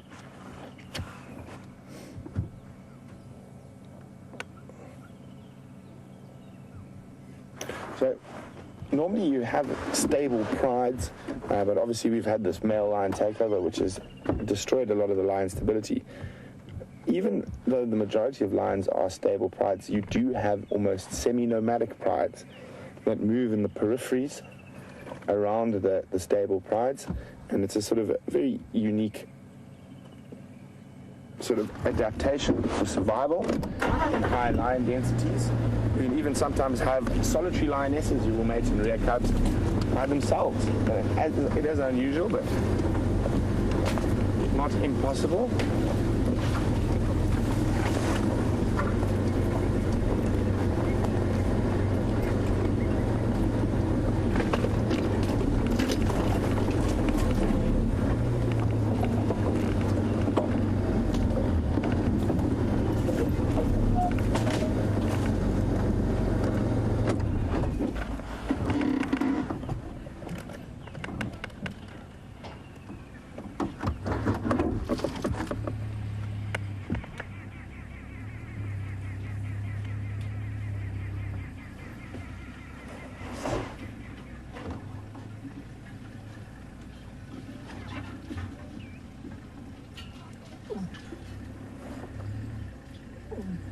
those little contact calls.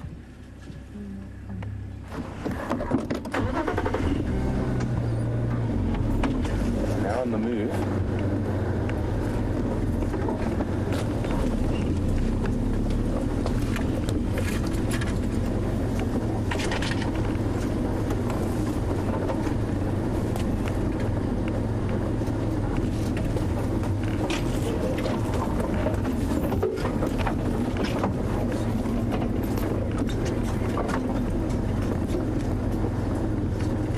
Almost might be heading towards where those male lions were roaring a little bit earlier. So that could be the species or two members of the Styx tribe.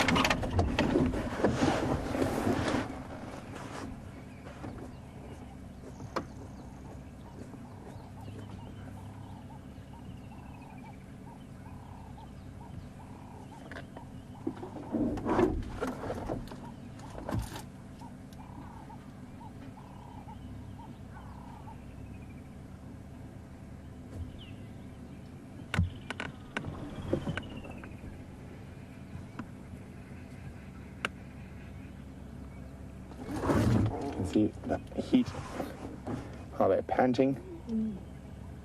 There's that call again.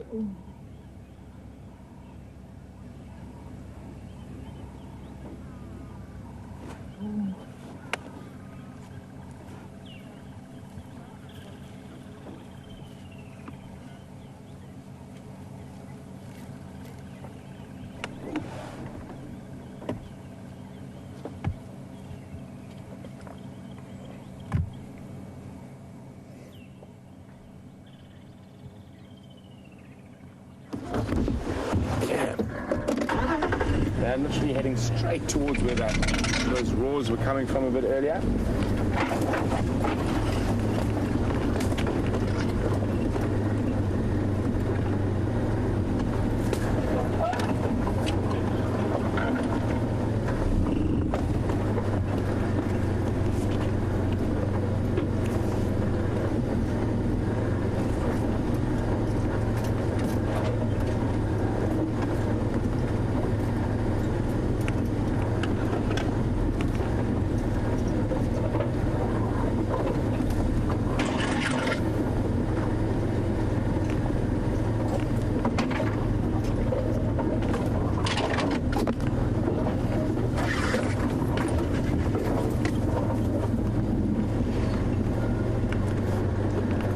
I'm just going to shoot up ahead of them.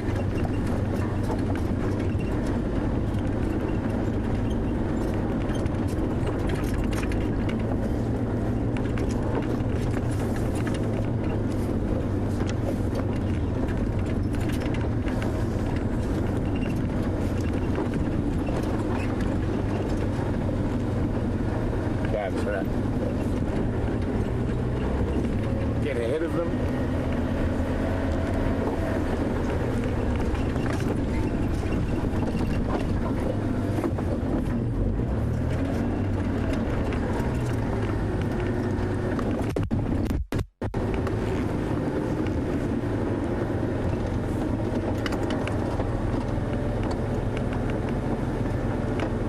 See if they come down the road or cross straight across.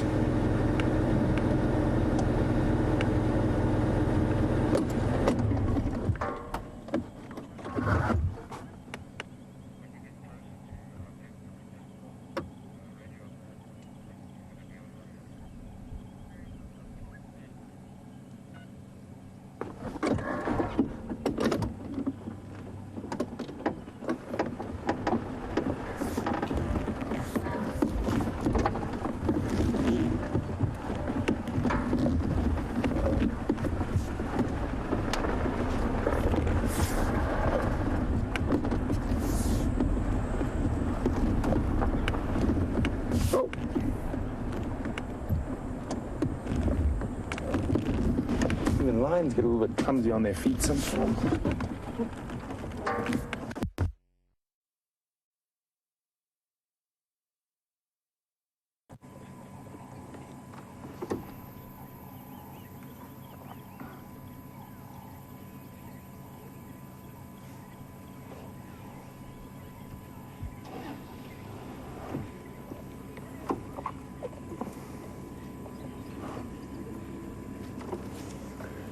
definitely on a mission.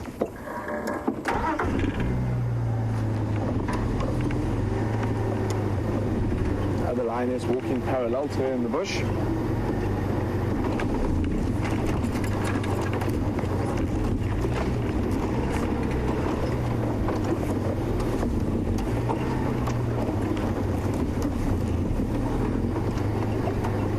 So you can see a very distinct sort of bump on her right hand elbow almost. And Jeff's wolf baying. One's wondering, would that tumor cause any discomfort? Yes, it's actually a TB tumor. So she's got feline tuberculosis and generally doesn't cause too much hassle to the lions when they're adults. It's when they get really old or when they're very young that the TB can be cause quite a lot of pain, discomfort, and sometimes even death.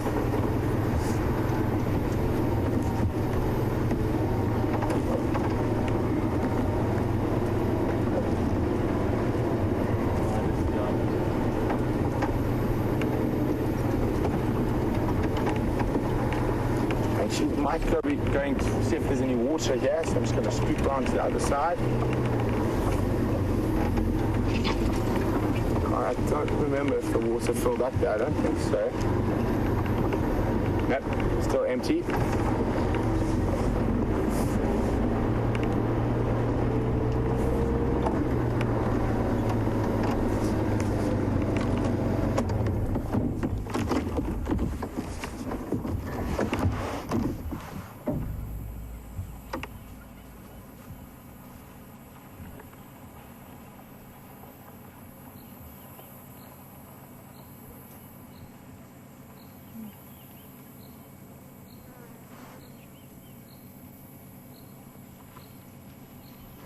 I'm going to head into the drainage line. It could be quite difficult to follow, so I'm going to loop around ahead once we lose sight of them.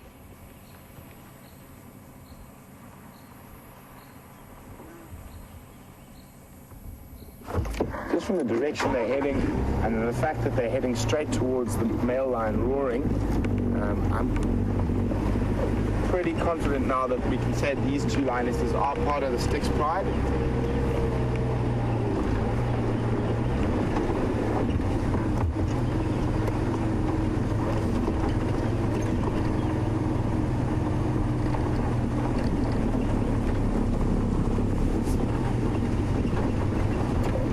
While we try to catch up with these lions, let's go see what Jamie's been up to.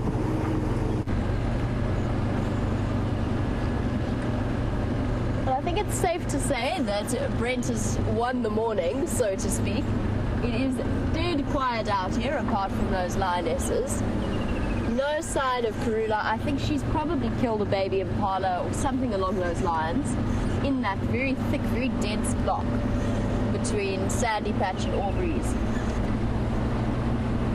One of her favorite areas to go. Oh, there's a picnic kingfisher. Where did it go?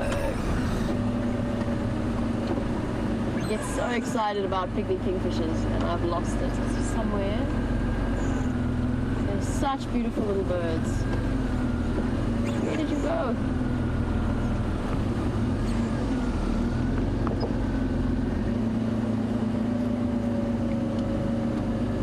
Just gonna look for one moment. They've only just returned to us. Tiny, tiny little kingfishers. I don't know where it is. Just saw a flash of purple as it flew past.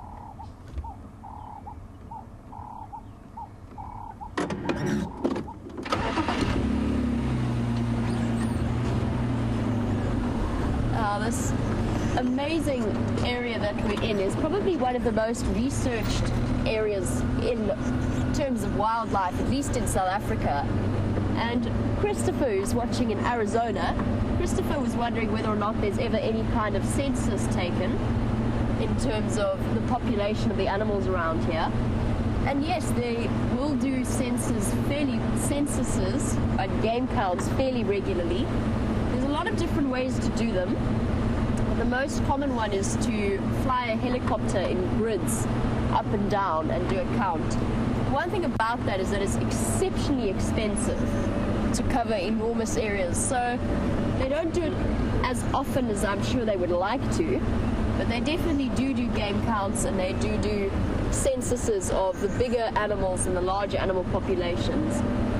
And it's always interesting to see those facts and figures, because if you look at general game population, the way that they rise and fall can be a really useful indicator in terms of telling you that there might be something wrong in terms of the management strategy. Maybe there's not enough water. The Kruger is a very big area, so the larger the wildlife area, the less management it needs, the more it can manage itself. But the general game populations can tell you a great deal about the way that the population and the health of the ecosystem, and of course how much the land can support in terms of predators.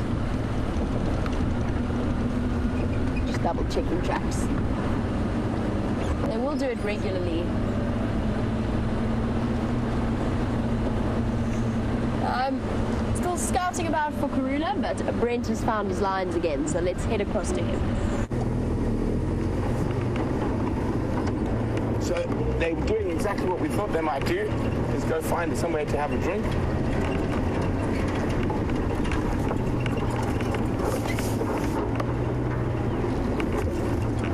And they find a nice little pan. Isn't that awesome?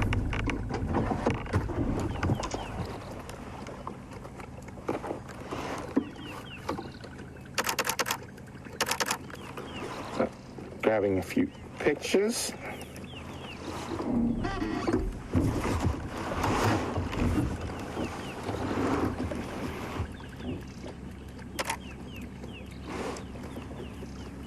Thirsty kitties after their meal.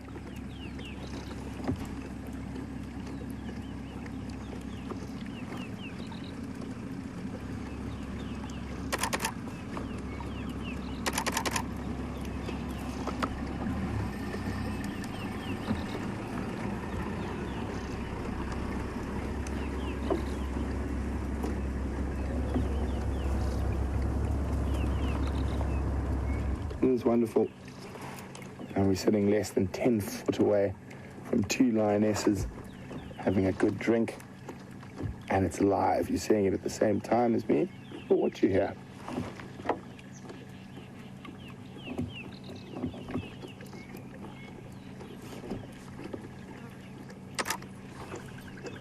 So don't forget to take screenshots and share them. You can put them on the SafariLIVE Facebook page, or use Twitter with the hashtag SafariLIVE.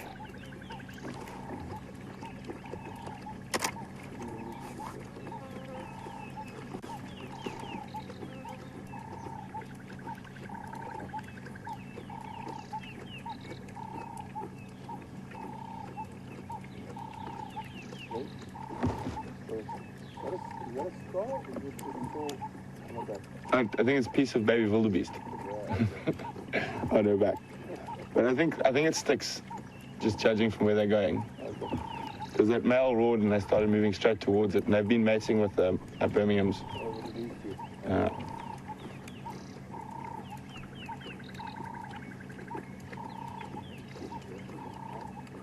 Thirsty kitties.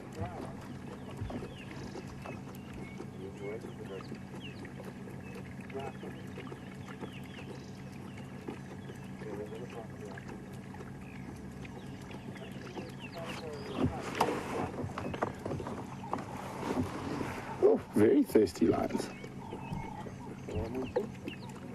It's going to be interesting to see what they do next, whether they decide to have a rest or keep heading towards those lion roars that we heard earlier.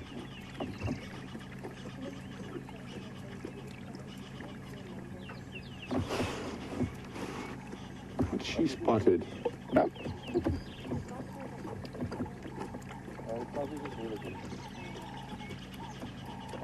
I think the squirrel just woke up and spotted the lions.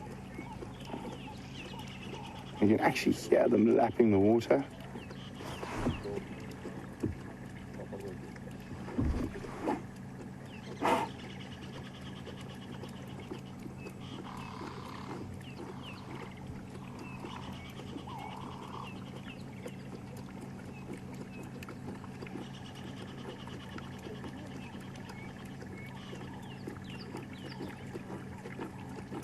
Sure.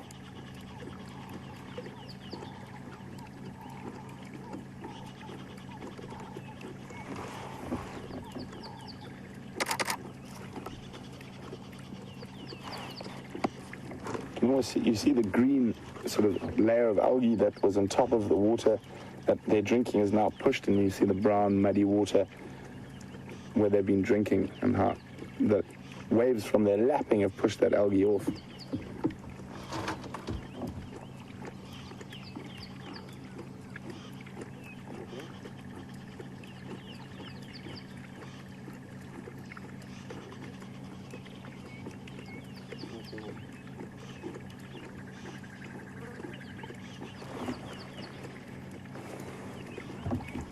So a big welcome to Dino Girl, who today is her first day ever watching Safari Live, and she says this is going to become her new favorite channel. She really loves animals. Us too, Dino Girl, and keep watching. Hopefully we can show you all sorts of wonderful animals out here in the African bush.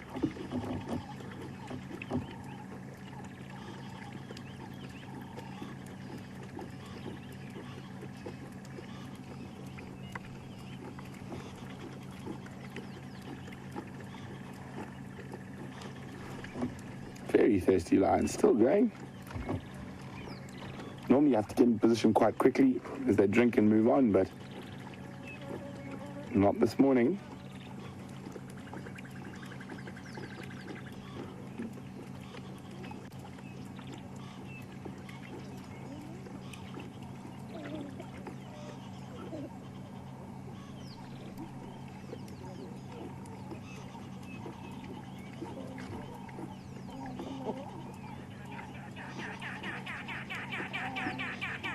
Just going to update the other game drive vehicles quickly, what's going on with the lions.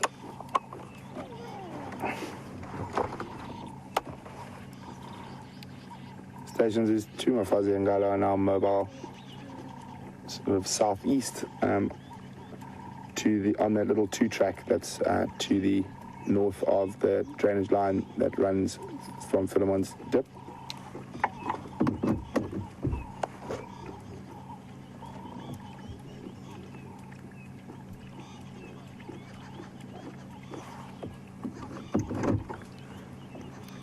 Andrew, I think it Styx. I'm not sure.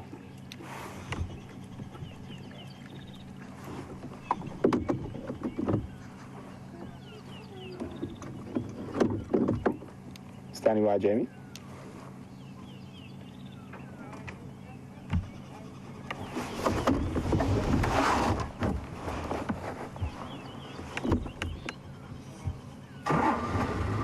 Copy, thanks very much. So there we go. It seems like it was the Styx females. They appeared on Arethusa last night and then disappeared across to us. They were tracking them this morning. And are these girls going to give us a hard time again and go through the drainage line? And this is a particularly difficult drainage line to follow them through. It requires some serious 4x4ing. And they could just lie down right there. Have a look.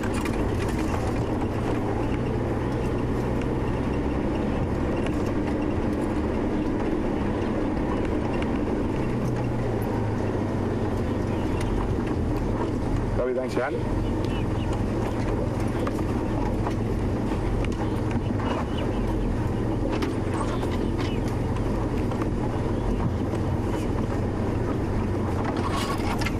I don't think these lions are going to move. It looks like they're going to lie up here for a while.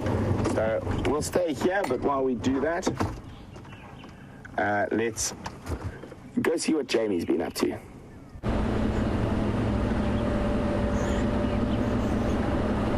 Now, the newest mystery to add to our collection is where that new group of hyenas has gone, or where the new cubs have gone. We saw them, had that brief moment with them, with James, and they appear to have moved, and they appear to have vanished. I went to double check the den that they were at. Lots and lots of tracks up and down, but absolutely no sign of any hyenas there, and I wonder where they've gone and what they're up to. I think that will be my next mission. Oh, yeah, be careful, there's lions coming this way.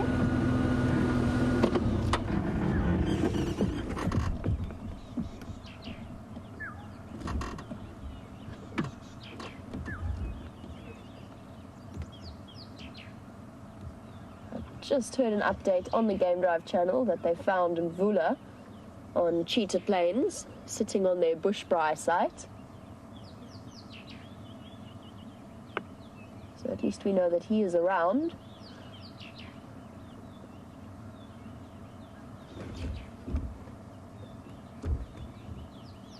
Oh, we're very, very close to where Brent is with the lions. He's just on the other side of the drainage line. And there's a good chance that those lionesses could inspire some serious barking and alarm calling from those nyala. I don't think they're going to be chasing after anything though.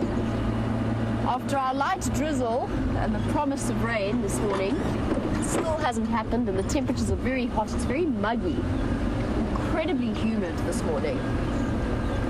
I'm hoping that at some point it is going to break and we get a little bit of rain. We could really use it. Although, as those lionesses demonstrated by drinking out of that mud wallow, they're not too fussy about water when it comes down to it.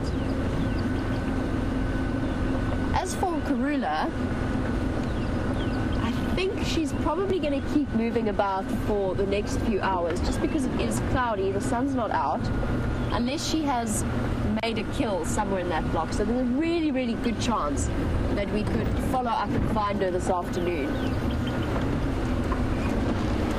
Sure, she's around there. I know she's around there somewhere. Haven't seen her tracks coming out of that block. Didn't find her on my little walkabout, but still a productive morning to have an idea of where she is. And we also had that wonderful Ellie bull encounter, which was a special moment.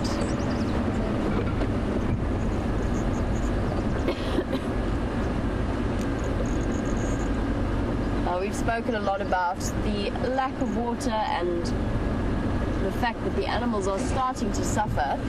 And Cheryl, who's watching in Pittsburgh, you were wondering about Peter, the hippo that lives in the pan. And you said, or you were asking if I think that he's losing condition and whether or not he is actually in bad health.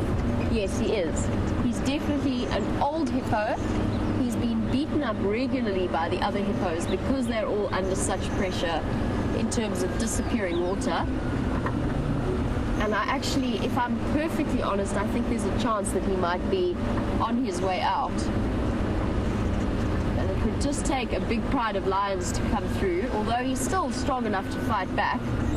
But I think that the Birmingham boys, if they really wanted to, could take him out. He's lacking in energy. He's covered in scars and scratches and deep gouges. He's thin.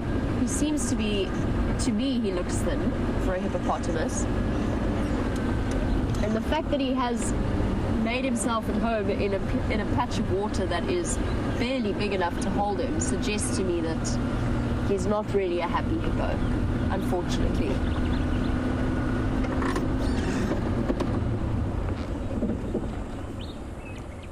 The birds, however, are having a field day in this weather. This is a woolly-necked stork. The reason I say that they're having a field day is they've first of all been able to snack on all of the fish because the water's getting less and less and the fish are easier to catch. But also with a little bit of rain, the insects have started to come out, the frogs have started to come out. So they've had a relatively easy time of things.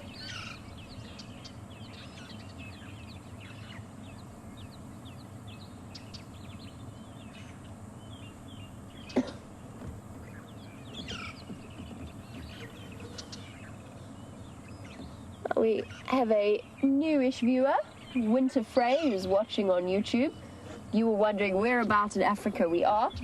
We are on Djuma and Arathusa game reserves in the Sabi Sands, which falls into the Greater Kruger National Park area of South Africa.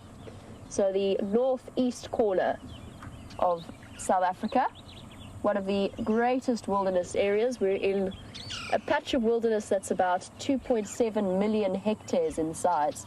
Absolutely mind-boggling to think about. And we've got our own little patch that we can enjoy and follow the stories of the animals that have been unfolding over the years. Right, well, this afternoon I will be aiming to get across and see if I can find the wonderful Queen of Djuma. Haven't been successful this morning, but this afternoon will bring new opportunities and new ways to go and new tracks to follow.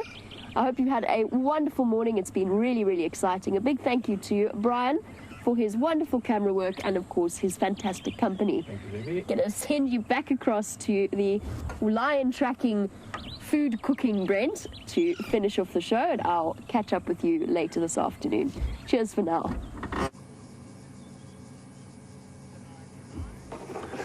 So we're still sitting here with what is almost sure now that it is the Styx lionesses, two of them.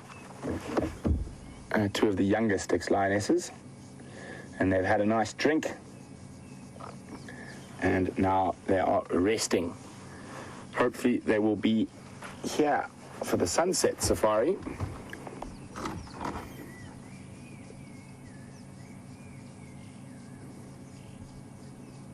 But it is a cool day. It's possible that they might move.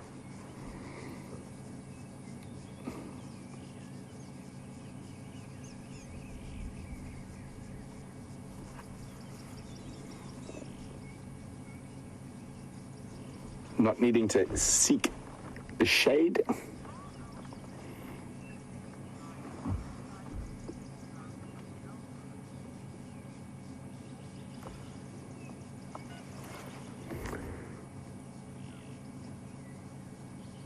So Gilly in Milwaukee is wondering how else does feline tuberculosis affect lions apart from those very visible lumps? Well, it just generally sort of will affect their general well-being, makes mobility a bit more difficult, and just a general lack of condition. So it's not a good thing, but I mean, while they're healthy adults, it's very, very little actually happens to them. And this is, I know there's lots of studies going on with it at the moment, but just from being in and around the Sabi Sands and the Greater Kruger area for over 10 years, in and out, I've noticed a distinct change in the TB with the lions. So there was a lot of worry early on that was going to wipe out the lion populations. And I think what it did is it wiped out a lot of the weaker lions, and sort of the stronger lions have survived, and there seems to be far less effect on the lions than there was when it sort of first became dominant around the lions. And they get the TB from eating buffalo and the bovine tuberculosis, and it really doesn't affect the buffalo much at all. And I think it'll also get to that stage with the lions eventually. Very sleepy. A bit of cleaning going on. And one on the left. So they gave us a bit of a run around with the tracks this morning. But fortunately we were able to find them while they were still feeding on the baby wildebeest. Just judging from the tracks and the female wildebeest behavior, they probably, as I said, they probably caught more than one this morning. And I also think that last one they caught was maybe 20 minutes, half an hour before we went live. So maybe not even that, maybe a little bit earlier, 45 minutes. But when Jamie and I left our house this morning and were driving through to the main camp for some coffee and pick up the cars, I noticed that there was a single wildebeest running around and there were almost no impala in quarantine. And I thought possibly something had definitely been there. And as soon as we went out, we found those lion tracks.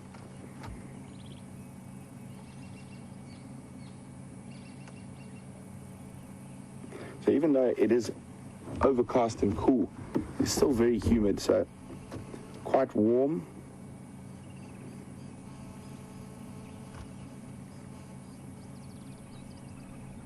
I'm really hoping these lions don't move too much today.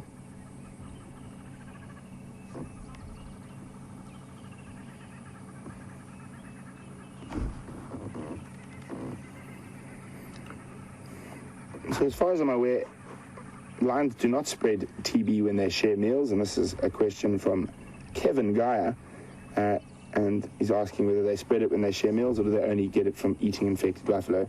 As far as my understanding goes, they only get it from the buffalo. And TB is one of those strange diseases that can morph through different animals, and in a lot of cases doesn't have that bigger ill effect on the animals. So what an exciting sunrise safari. Elation at actually finding some lions, and a little bit of sadness that some of our baby wildebeest have been munched upon, but that is life out here. It's nature at its most raw. And hopefully we'll be able to follow up on these lions on the sunset safari, and hopefully we'll be able to follow up on the Queen of Jumeirah, who's definitely around somewhere, and hopefully we'll be able to show you 2 big cats on the sunset safari. But for the last few seconds of the sunrise safari, let's have a look at these beautiful Styx lionesses.